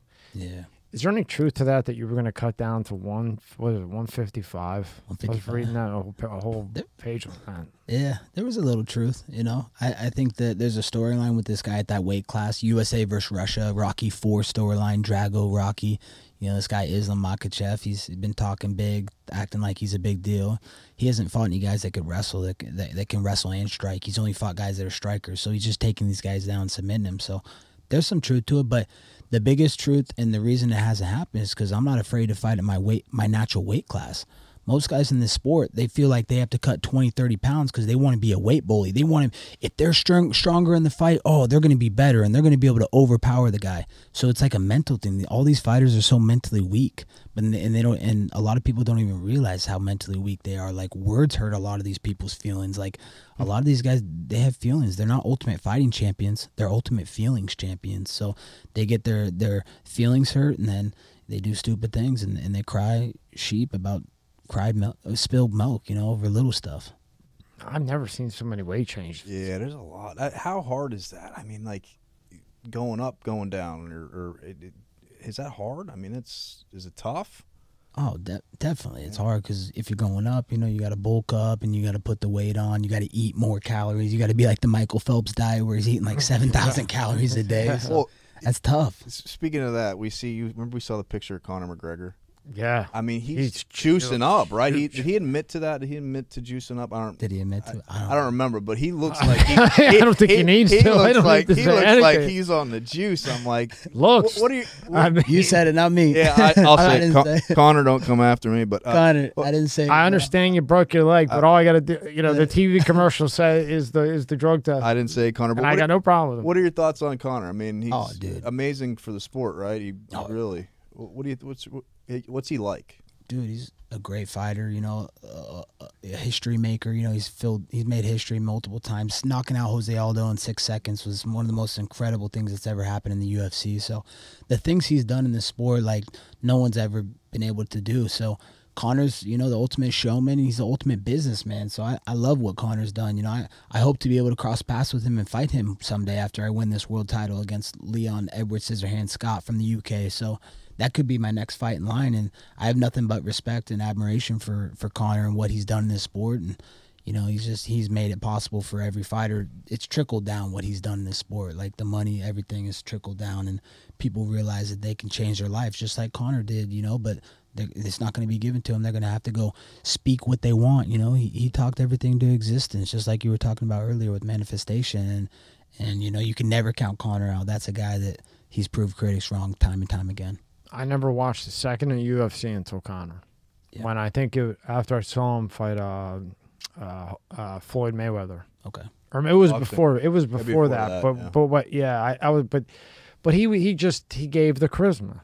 You know what I mean? I'm like, oh, who is this guy? Let me check this. Maybe it's not just so much of just this and that. And it gave it, and then the 6-second thing. Oh, You meant to say you started watching when Colby was on. That's what you actually meant to say, not Connor. Come on now. Come I'm on. not lying to Come a on. fucking guy. No, he's obviously I mean, you're my favorite fighter, but I mean, I'm not, at the time, Yeah. Connor, what got me into it initially. No, I'm not lying to a guy with a black belt. I got you. You're fucking nuts. Let's come over to show you my black belt chicks I don't right want now. none. I'm gonna show you why I got that black belt. Don't you ever disrespect me on the set. No. You know, you're of course, my favorite, really. Because it takes a lot for me to get into this. Because I was a boxer. Okay. So, but you use your hand. The way you use your hands, I was telling him before you came in. That's really. But Connor got me started to really watching guys like you. Well, there isn't really anybody like you. But, Yeah. So the Edwards fight's still on. The Edward fight is still on. He turned down July, which sucks because they were going to do it in London in his backyard. Can you imagine that? Turning down a backyard date, and you're going to get the judges on your side. You're going to have all the favoritism on your side, and you turn it down for July. So What is he, nuts? he's nuts. Could you imagine if they offered me a fight at Mar-a-Lago? I get to fight at the Trump Palace. Like, I would fight that, on 30 seconds notice. He turned it down. I didn't know he turned it in London. In London. Wow, he's a in his- bonehead. He's a bonehead. He's going to piss off all his, UK fans that he had. He didn't have very many before, but he's definitely losing the last of them that he has now. So he turned down a opportunity to put on a show, a great performance for the people of London, for the people of the UK. And he said, no, I want more time. I need more time. Dude, he had like 14 weeks to prepare for it. That's not enough time. You're supposed to be the champion, but we all know he's nothing more than a placeholder. He's just holding the belt for me. But you're supposed to be a champion and take on all comers. I'm the next guy in line, number 2 in the world, and you don't want to fight me, in front of your home country? Wow. Like, dude, he pissed off a lot of UK fans. I know that they're not going to be respecting him for that. Well, now that we're good friends and we have similar beliefs, the 10 friends that he might have should have banged him in the head and said, hey, pal, in London you might have a shot because you can't wrestle. Yeah. That's your weak spot, pal. Exactly. And you're going up against the guy that's kind of a strong spot. Yeah. And you could have went to London and, maybe had a little bit of a better chance of winning, throw, I don't know, cut off your foot and give it to him, whatever. And you turn it down. What a moron. Now, you at your level. Now, you got that advantage like crazy with the wrestling. I mean, point blank. Now, how do you prepare for that? So say he wasn't an idiot and you had to go to London. You're going up against the tough judges. Yeah. The refs are going to be on his side. Let's just face it. It's just the way it is. Yeah. How do you prepare for someone like that where you're going to crush him with the wrestling on the ground? You're going to crush him with your fucking hands. Yeah. So you throw hands like fucking like boxing hands, like Floyd hands. Yeah. But harder. Yeah. No, really, you throw a good hand. Right, I was saying that? Your fucking hands were sick, bro. I appreciate that. But how do you prepare for that when you're the favorite, you have a big advantage? How do you look at him? You watch tape? What do you do? Yeah, you study some tape. I let my coaches do the studying of the tape. Cesar Carnero, Daniel Valverde, Jonathan Lopez, and my buddy Charlie Weiss. They break down the tape. I just focus on trying to get better every day, be better in every regard, have a better jab, have a better 1-2, have a better uppercut, have a better takedown, have a better submission. So I'm just working on the skills every single day. I know where I'm good, volume, the first time I made history in the UFC, I set the UFC strikes record. I landed 540 significant strikes on Robbie Lawler's face. Like, he looked like hamburger meat on his face. He just got mangled. How'd your hands feel after that? They felt good, actually, yeah. Really? I mean, they were MAGA bombs, so, MAGA's unbreakable. So, I was dropping those MAGA bombs, and you can't break us. We just keep coming back stronger. You could make these smear campaigns and try and, drag our name to the mud, but we come back stronger. But I just meant was your hands sore when you got home that night. That's a lot, man. Actually, a lot of congratulations, by the way. Thank you. I had some South Beach mamacitas give me some ice. There you go. We had a good night, so it all worked think out. About the hands. And how many was it in total? 500 and 20 strikes. It was 520. Boy, bet he had a headache. Oh yeah, he had a big headache, and concussion. The guy was slurring his words after that. So for days. But going back to Leon, and how I prepare for it, it's just if the way I was preparing, like mentally, because I went to the O2 Arena in London like a couple weeks ago, and I was supposed to fight him there. Potentially, I was the backup guy. He was fighting Usman, and I was weighing in and maybe fighting as the backup. So I was already preparing, like, hey, I know the judges are going to be against me. The crowd's probably going to be against me. I got to go finish this guy. This cannot go to the judges' decision. So I was training, like, literally throwing like 500 punches around in training, just trying to volume, and just push myself to a level I'd never gotten to before. So mainly to prepare for him is just heavy volume, high pressure. No one wants a tough fight. No one wants you in your face constantly from second 1 to minute 25. They want it easy. They want to sit back, relax, and then boom, explode in the moment and take that timing, because we know fighting and boxing and MMA, it's timing. You have to understand timing. So, you know, my biggest thing for prepare for him is just heavy volume pressure, and I know I'm going to melt him. I know I'm going to break him mentally, physically, everything. And you can already see it. Look at the way he's doing interviews. Oh, Colby's not next. Oh, he doesn't sound confident. Colby just dodged July in London. Just dodged July in your Man, own enough backyard. said. The judges on your side, the fans on your side, but the fans aren't on his side. The London people love me more than I walked out to arena, Colby, Colby. They were all screaming my name. I was like in the main event during his fight. They're literally yelling, Colby. How cool is that? I'm like, it was the most, dude, that was the most incredible And night now you're of my going to life. fight him and you're going to whoop his ass. I'm going to fight him. And the crowds are going to be fighting. And it's going to be on U.S. soil, so it's going to be our crowd, baby. You know Donald Trump's probably going to be in attendance. Yeah. So, what a moron. I keep saying it over. I mean, the report. What a fucking moron not to take that. Sorry, I keep saying that. No, it's true. But Jesus, what a dummy. Yeah. Now, if it's vice versa, you know, you're going up against another opponent that may have strengths against you. Do you train differently coming up to that, or do you just, or is it just the basic thing where you know, your coaches say, hey, look, this is your weak spots, not for any particular fight, just keep working on this, that. Like, how do you do it vice versa? Like with him, you know, when you go to London, which I think is very intelligent of you, you know you got to knock him out. There's no ifs, ands, or buts. You can't go to scoring. Yeah. You know, even if the crowd's going for you. You know. Yeah. I mean, I guess you could, but you'd be flipping a coin. True. So, how do you do it the other way if there's somebody that has some advantages on you?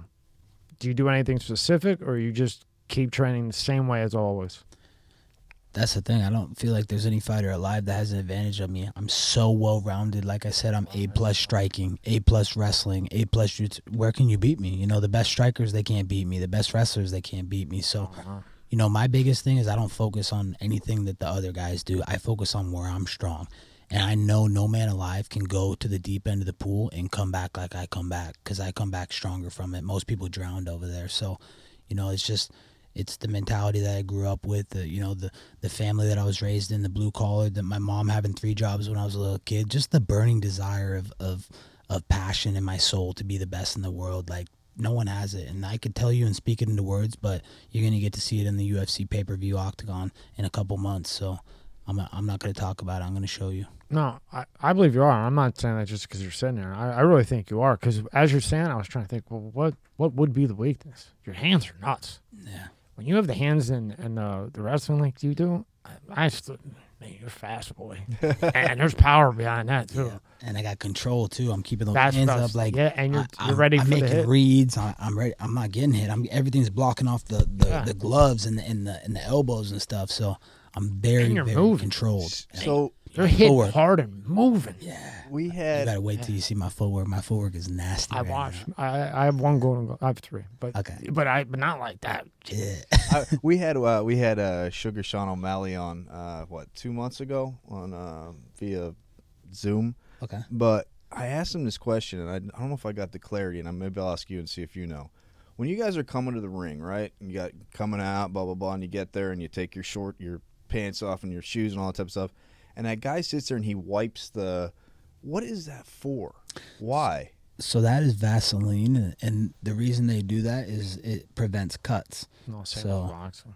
Well, more boxing, so the glove slips a little bit more too. Same thing, Yeah. similar concept. So it slips, and so you don't cut and get the gloves where they give you nasty cuts and Okay. rashes. I always wonder. I always just see him come out and they do that. I'm like, why do they do that? And Yeah. that's. We asked Sean that. He didn't really. He's like, I don't know. I think he said, what? Yeah, how do you not know? Yeah. That's one thing, man. You've never really got cut up. that I've seen. I've never seen. Have you? No. I mean, I've never seen really any cut like Yeah. bad cuts. Yeah, that's why I wear the glasses, because I don't want girls to fall in love with like my eyes and stuff and like my beautiful facial features. You have them downstairs. We got to get business done. We ain't gonna get business done if the girls are staring in my baby blue eyes. Yeah, it's done for. They'll be out the crowd, and then you really have to train even harder. You could probably beat over. You could probably beat that dude just taking a nap. Yeah, you know. for sure. We had Bruce Buffer on, and I do like him the one time. Bruce, you know Bruce. I Yeah. know Bruce. Wow, He's the voice of the octave. It's time. He gets us all fired up. How does that feel when he's sitting there? I always say, when you're in the ring and you're mentally preparing, you see your opponent across the thing, and he just comes right up next to him. It's time. How does that? Tell me what goes through your body when that happens. Usually just the spine tingles. You know, Yeah. it's so electric and it's so motivational. It pumps you up so much. You want to run through a wall at that point. You know, you're ready to fight and you're ready to leave it all out there and kill or be killed, because that's what it's like in there. You know, if you're not going in there to kill, you're going to be killed. So, you know, he gives you that extra little like, all right, let's go. It's time to fucking get nasty. He's a straight businessman too. Yeah. Oh yeah, he's a smart Dude, businessman. as soon as he came on, as soon as he got on, the cologne, the energy drink. He's doing like Bruce Buffer. What are you gonna do? You know? he's doing like videos, like personalized videos. Yeah. Or like paying him to Cameo. like do his, bobblehead, the bourbon. He's got everything. And man. the other thing I always wonder when you guys come out, I don't remember, but what's your like jam? What's the song you want to come out to? Is it the same all the time? Does it change? What's the song you like to come out to, or is there? So earlier in my career, I did a lot of Lil Wayne because he's a friend of mine, you know, and he's given me a lot of inspiration in my career. And but I changed it to more of a WWE thing with a friend of mine as well, a guy named Kurt Angle. I don't know if you ever heard his song. When he was in the WWE, he had a song called Metal. And so every time I walk out, it's just so patriotic. Everybody sings along. They know what to say. Like the song, the trumpets hit, and everybody in the crowd's like, "You suck." Dun, Yeah. you suck. Yeah. Dun, dun. Yeah. So I just love that. You know, it gets people fired up, and I like it when people tell me I suck. Like, I can take negative criticism. It makes me hungrier, and it makes me want to prove them wrong. So, you know, I love walking out to Kurt Angle's metal music. Thanks, Kurt, for letting me use your song. And he's a big wrestler too, man. Oh, Olympic gold medalist. Won the Olympics with a broken friggin' neck. That's it. The guy's something Never else. gave up, man. Never gave up. That was my thing with Kobe. You know, he tore his Achilles, walked back to the bench, walked back and hit 2 foul shots, and walked back again. Dude, he was different. He was just a different type of dude. Love Kobe. And when they would boo, look out. Bam, they booed him that one night. 81 on you. That's why I laugh. And now you got these guys. I'm sorry. Yeah. Like LeBron. I was just gonna I say, know you like LeBron. I don't like. And I'm cool with LeBron. No, I don't like. But he seems to be afraid to take that last shot a lot. Oh yeah, super afraid. And I mean, LeBron is the biggest piece of crap. Okay, good. In this country. I mean, the I'm guy glad we agree. defund the police, man. Like, he's dividing our He's country. for it. Like, he's for defunding the police. I know. He was like the starter of that movement. He's the one that got it going. So, you know, the targets that he's put on our backs of our first responders and our LEOs, our law enforcement officers, is despicable. It's disgusting. Like, my platform is for them, the people that protect us, keep us safe here in America, like in our cities of West Palm. Like, who's the first person LeBron's going to call if any type of violence is going on? Oh, 911. Oh, this is LeBron. Please come save my life. Help me and my family. Like, dude, why are you shitting on these people that save your life and give you police protection every day? So it's disgusting. And on top of that, he talks about equality all the time. What about all the women in the sweatshops? You enslave women in China. What about all the women in sweatshops that you're making hundreds of millions off of while you enslave them and they work for pennies on the dollar? Yeah, all your Nikes that come out, all your shoes, all this, all that. I never liked them. Yeah. First year or two, I thought it was, you know, young kid coming up. But after that, when he was too afraid to take that shot, because like I said, I'm a Kobe guy. And, you know, I grew up at the end of Jordan's career where I'm with Kobe. Yeah. He wouldn't even give the ball to Shaq. He was like, look, if you don't box out, you're not getting it. I don't even remember that. Yeah. But he was that type of animal. And now you put on the NBA, you know, I don't know. It's just not what it used to be. No, they're just afraid. It's so woke. Other than the guy from Boston. But that commissioner's a prick. You know, once they lost David Stern, David Stern had it right. But that's just my opinion. No, the Rodmans, they're gone. You know, like the animals. You know. Yeah. Now, what did Dana get with the WWE? I get them all mixed. WWE. That's what he did. The company, I guess, their bigger company bought the WWE. What do you think about that? I think it's awesome. I think it's pretty cool that the UFC and WWE are under the same umbrella now. I think it's amazing, you know, and you know what the company that owns them, it's called Endeavor, and that the person that actually owns them is not Dana White. It's a guy named Ari Emanuel, and I don't know if you guys have heard the guy. He was on if you guys watched Entourage. Yeah. A couple decades ago, yeah, he was like the face of Entourage. He wasn't in the thing. Yeah. Ari Emanuel, they did the thing about him. He was the manager and the agent, and he all the owns storyline Endeavor. was about him. Yep. So he owns Endeavor. So he's the one that owns UFC now, and he bought WWE. So I think it's amazing, you know, it's just to have each other on the same platform under the same umbrella. I think it's amazing for combat sports, for the entertainment industry, because this is the entertainment business. This isn't so much about sport. This is about business and making money. So we're doing what makes the most for the company right now, and what they're doing over there is amazing. It's just Ari Emanuel, Dana White, Hunter Campbell. These guys, those three names right there, those are the faces of the UFC, and they've changed the game forever. And you know, they made it possible so guys like me become multimillionaires from being a nobody from Springfield, Oregon. And again, congratulations, man. Thank so you. happy for you. And he kept things going with. How did COVID affect you? Did you get it? I mean, I know you guys. How do you fight that? That had to With be no one. That was so weird. Yeah, that was dude, weird. it was.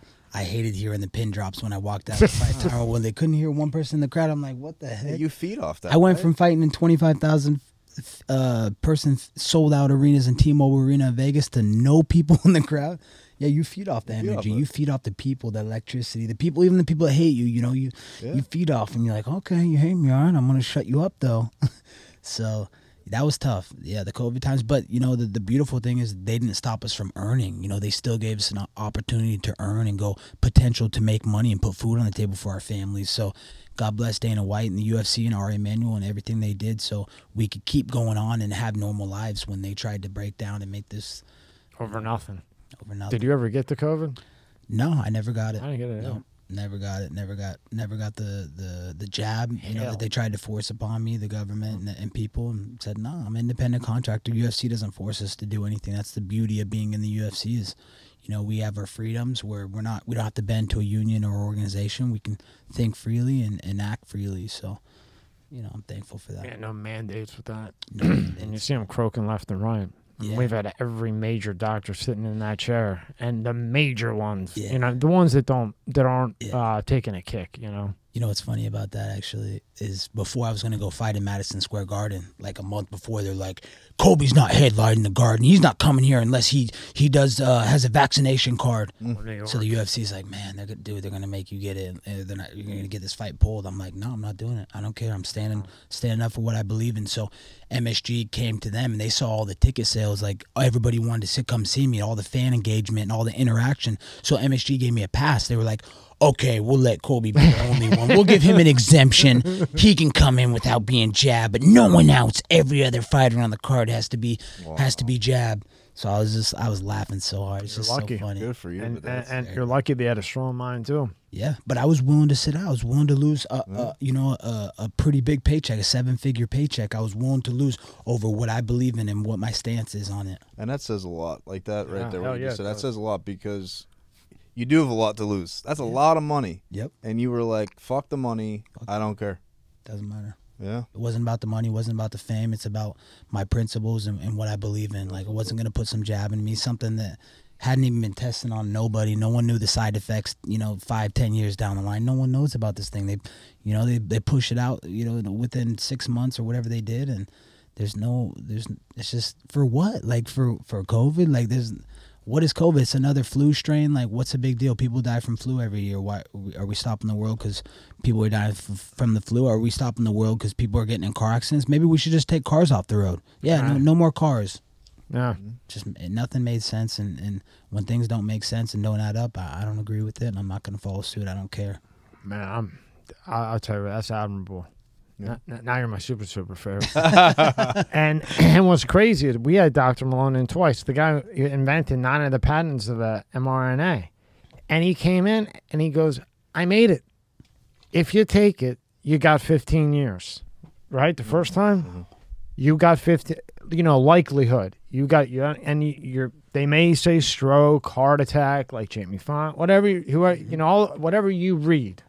When somebody just all of a sudden has a stroke, heart attack, or keels over, kids, like young kids. I mean, it doesn't happen. It's it never happened. When we were growing up, it never happens. Never. So you got the inventor. This is a vaccinologist here, Colby. Yeah. Like the top one. They don't go to podcasts. They don't do that. They just sit in the lab and do all this crazy stuff. When you have them coming out, and then you have the top, probably in the world, cardiologist, Peter McCullough. Oh, he's been in twice, saying the same thing. But nobody listens.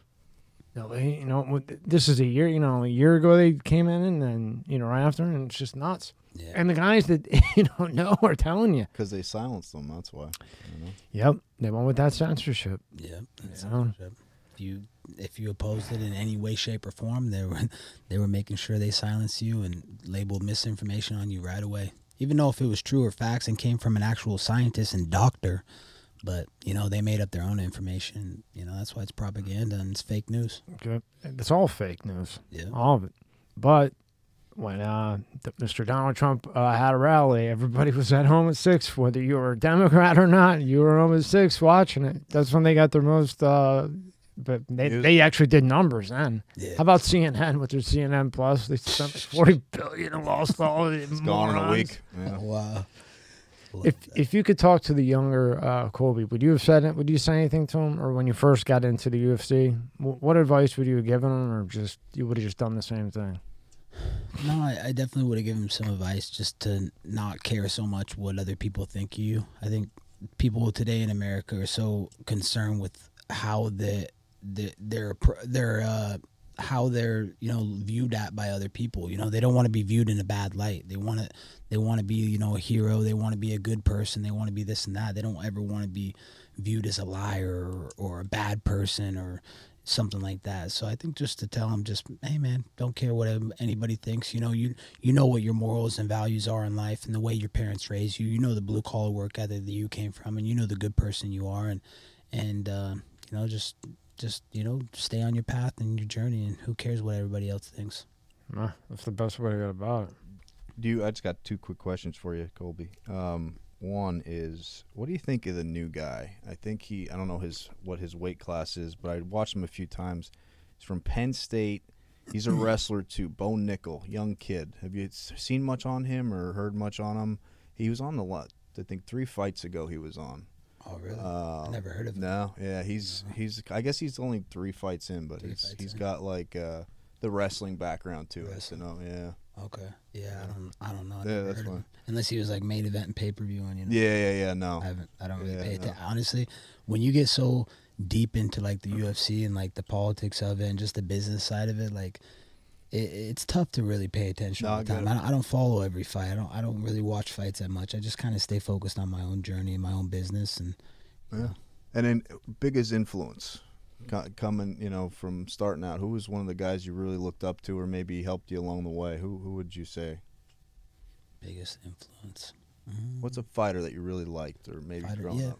Any specifically? I mentioned him earlier. Chael Sonnen was the biggest influence in my career. I remember I was at Oregon State University preparing for the NCAA Division I Wrestling Championships, and he came in. He's like, "Hey, Colby, I want to wrestle with you. I'm preparing for Anderson Silva. I want to get some good wrestling rounds in to emulate, a high intense, pressure-filled moment with Anderson Silva." So I got to wrestle with him. Then he actually brought me up to his gym called Team Quest back then in Portland, Oregon, and I got to train some MMA. So he's the one that really showed me the ropes of MMA and how you could make it so lucratively in this business. And, this is why I was a college kid and I didn't really know what I was going to do after college. I was like, man, you can't monetize off wrestling. There's not really many outlets with wrestling to make money. I mean, maybe if you're Olympic champion, but that's like a 0% of a 1%. So that's too hard. So what am I going to do with I've been wrestling for 22 years. What am I going to do? And then Chael was like, man, fighting is the great outlet for wrestlers, because every fight you go into, like, they have to be concerned that you might take them down. And if they're not, then you're going to take them down easy and pound on them. But if they are concerned, then it's going to make it easier for you to strike with them because they don't want to get taken down. So Chael was a big part of the reason I am where I am today. He gave me a platform. He gave me an outlet, and he just gave me great knowledge that he had experienced through his career. And you know, I thank Chael forever for that. Oh, that's awesome. You're such a down to earth guy too. So all the haters and jerk offs, you're such a down to earth nice guy, man. I appreciate No, you know, it's just so people hear that. Yeah. Now when the fighting's over, you know, you can only do it so long. Yeah. What do you think you'll do? I think you should do a podcast, but not like an MMA. No, I think you should interview people. You'd be good, man, because you got the charisma. You're not an idiot, you know. Yeah. I think would like that. Maybe you should start a podcast. yeah. No, but really, like, where do you see yourself like after fighting? Yeah. I mean, I know it's tough to look at like that now. Just out of curiosity. Yeah. Because you seem like a guy who your mind's always running, Yeah. always moving, and that's why you're as good as you are and have, you know, the business deals that you do. Yeah. Yeah, you're right. It's tough, you know, because I don't want to have one foot out, or 1 foot in, 1 foot out. I want to be completely in. You know, I'm so consumed with fighting right now, and my sole mission is to be the best fighter in the world, so I can have this platform for what I believe in. You know, MAGA, law enforcement, military. That, you know, that's true American to me, and that's, you know, what I want to give my platform for. I wish I could have served if I, you know, but now my serving is to give my platform to the people that serve and protect us and our freedom. So, if I was doing something, you know, after fighting, I don't know, just something that gives me the best opportunity to keep making a good living. You know, I don't want to, you know, I want my family to keep living a good life, like, and I want them to be able to do things that they never were able to do. So I want to create those opportunities for them. So whatever, you know, makes sense financially, maybe it's politics, maybe it's, you know, I'd love to run, you know, for a political office, you know, and serve the people of America or of the county or a state. But maybe it has to do with politics. Maybe it's WWE now that they're under their umbrella. That could possibly be an option.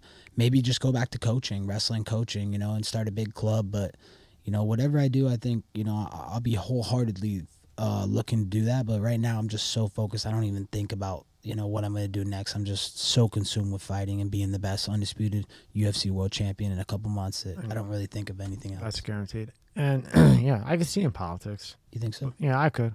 Yeah. Okay, but not like the whole like bullshit. Yeah. I think you just shut them up and walk away. Yeah. You know, I could see him, right? As I was saying, it was funny because he said it. I could see the politics, and on the WWE, I could see it. I could see the WWE, man. I want chaos, baby. And he comes out, he's like painted up somehow, like that other wrestler. I want him in politics, man. Because when Trump's done, I want somebody to call him fucking Rocket Man, and you know, you got a little dick guy, you know, something like that. You know what I mean? For sure. But whatever it is, you know, I wish you the best. Oh yeah, what do you think about Elon? Do you think like the Twitter thing? Do you think it's actually uncensored? What's your take on that? Or you could just not say. Yeah, I don't know. I mean, I think Elon's a smart businessman. I thought he was doing good by buying Twitter, kind of bringing some free speech on the big tech platforms. But, you know, I really don't know. It's tough to say. I don't really, you know, read too much into him and his situation. What do you think? What's your opinion? Well, at first I thought, I don't know. Because, you know, you have one opinion, then you have, like, you know, guys that know when, and then they change. I don't know. I still see it throttled. You know, I believe it or not, I'm a coder. Yeah. So I can read code, so it's still throttled. Yeah. Depending on who says what, it's better than it was. Let's say that. Okay. But I think it's dangerous for one individual to have, say, the best rocket, the best car, the social media, put a chip in your brain, build a new AI. Yeah. You know, I mean, what human being can handle all that power? Because somebody's got to control it. Yeah. So I think it's just a dangerous thing. Slippery slope. I think it's a slippery slope. So I'm in the middle. Yeah. I mean, I like me either way. Even if he did it in a dirty way, just because he's funny and shoots off like flamethrowers and stuff, you know, I still laugh at him. You know. So even though I think you gotta laugh at the one he did at Bill Gates. He was like, "How to lose a boner fast," and it's just a picture of Bill Gates with his big old tummy. And then he put the 69% for like BBC or somebody. Oh yeah. So even if he bought it, it's still censored and he shoots everybody down. He's too funny, so I still like the guy. Either way, even if he's gonna end up killing me in 3 or 4 years, you know, I still like him. Oh fuck. Talk about the AI stuff. That's does that worry you? Oh, definitely. How could it not? I gotta tell you about this other shit one day. Yeah, and the Quantum computer. listen, forget about AI. The quantum computer is the thing you got to worry about. Quantum computer. Yeah, that's the whole thing. I'm gonna do my research into that. Yeah, you just text me and I'll tell you all about it. Save me a lot of time, man. You know what you're gonna ask him? What? You're gonna ask him the most important question we ask every guest on the show: who is the GOAT of the NFL? We go back and forth. Me and Tommy with don't say anything. But I don't, if you had to pick okay, a GOAT okay. for the NFL, who's your GOAT? Pat Tillman, easily. Okay, easily. I get that. Doesn't even compare. No one left their multi-million-dollar job to go serve their country and protect our freedoms here in America. So God bless Tillman and his family. Respectful. That's a good. Wow. I never thought of that. Yeah, that is true. I was just looking for the killer instinct like you have. And I Brady for me. Brady? Yeah, because he never gave up. Yeah. Took a lot of hits in Tampa. Yeah. Threw that ball exactly the same. And to compete in that late age, in his mid-40s. With no line, bro. No line. Speaking of that age-wise, so sorry. And his wife sleeping with another builder yeah, down that's the street.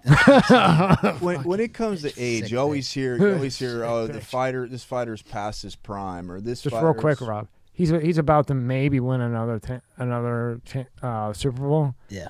This crooked ass bitch is down the street with another guy. Yeah. Right in you couldn't wait till the playoffs were over. Right.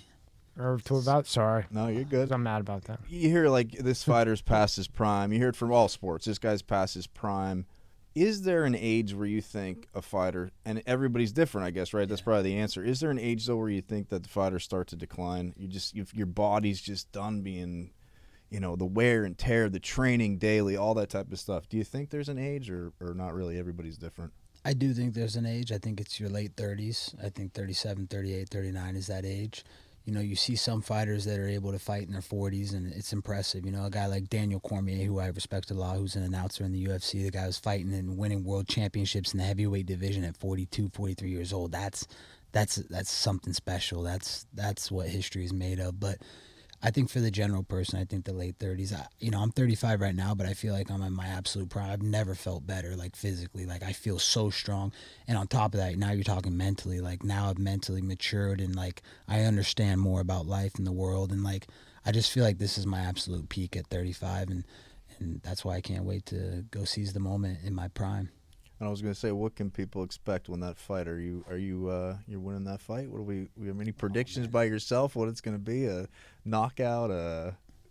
Dude, I'm gonna beat him pillar to post. The thing about knockouts is when you knock someone out, like there's always gonna be the doubters in the back. They're like, oh, you got lucky, you got a lucky punch. Like, nah, what I do, there's nothing lucky with what I do. I'm gonna beat you down. I'm gonna take your soul. I'm gonna take every ounce of pride that you have in your body, and I'm gonna beat you with a pulp. Well, that would be the end of that, then I would say. And especially if they redo it in London, you better beat him to a pulp. That's true. Where a pulp where he can't get up pulp for a while. But either way, you will. That's the other amazing thing. You guys sit there and you fucking kill each other, right? You face their buddy, and then at the end, I'm not saying every fighter, but you guys hug each other after. I'm like, what? But it's that you don't ultimate really respect, mean that, right? No, I think they do, right? It's ultimate respect. Depends on who it is. Depends, right? It depends on who it is and the animosity leading up to the fight and this and that. Is that real? Is animosity?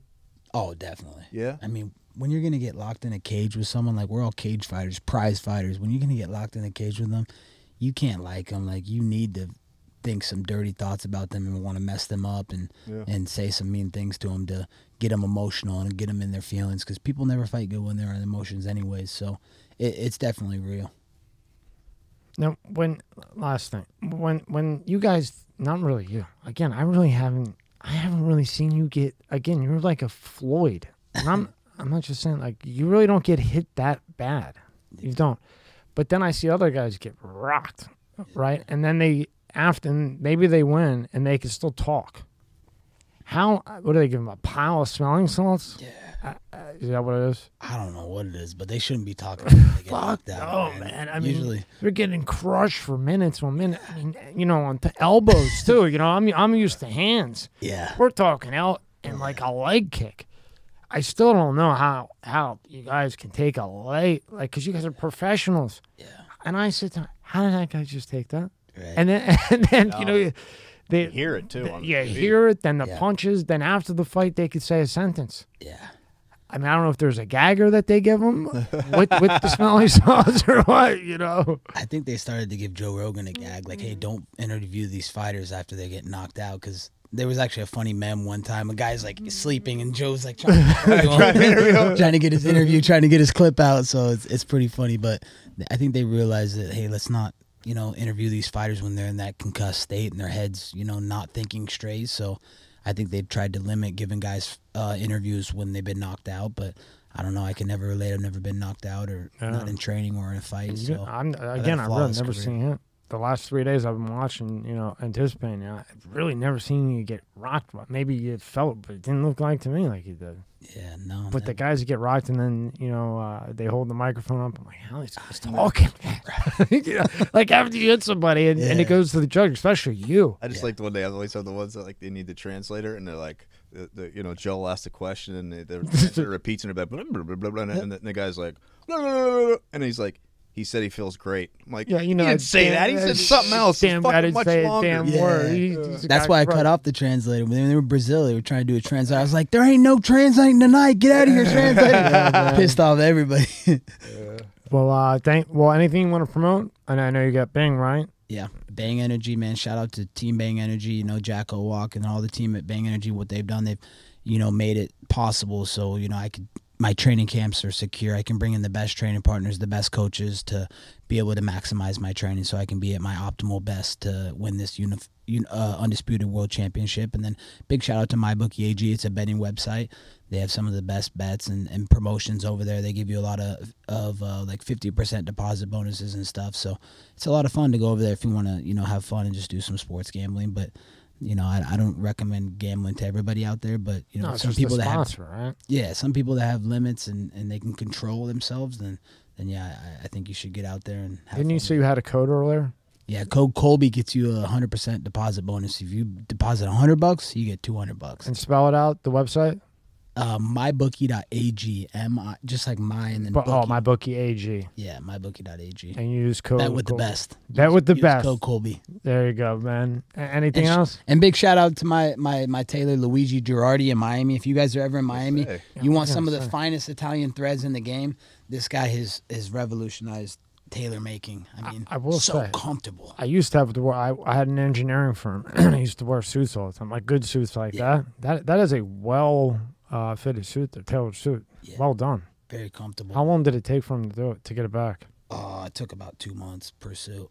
Yeah. So he does a good job. It's because they actually really do it by hand. Yeah. Of course, he's a Italian guy. I like the sunglasses, man. They got nice sunglasses. Some nice Louis. I like the teeth. And if you guys ever want to go get, you know, a good dentist, the best dentist, you know, is Dr. Ritter and Ramsey here in Jupiter. I don't know if you guys have ever been there, but I have. My buddy Chris Ramsey, he's my dentist, and he's changed my game. So look at my game. Yeah, your game's solid too. It's immaculate. If you ever got some, you need a new crown or anything in the bag, though, you go to Ritter and Ramsey over in Jupiter. They'll take care of all you need. I will. My guy who did these did a great job, but he pissed me off.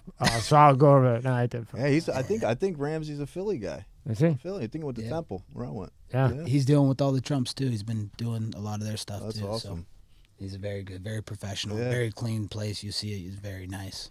And most of all, we already know you're going to win. But most of all, let's just hope we have a fair election. That's all we can ask for, right? That's all we can ask for. You know, just let's bring some fairness back to America. Let's stop rigging elections. Let's just let the people decide. What about we the people? I thought it was we the people. What happened to that? So I'll tell you what might do it. When that Title 14 runs out and everybody starts to see how bad this shit really is, that might do it.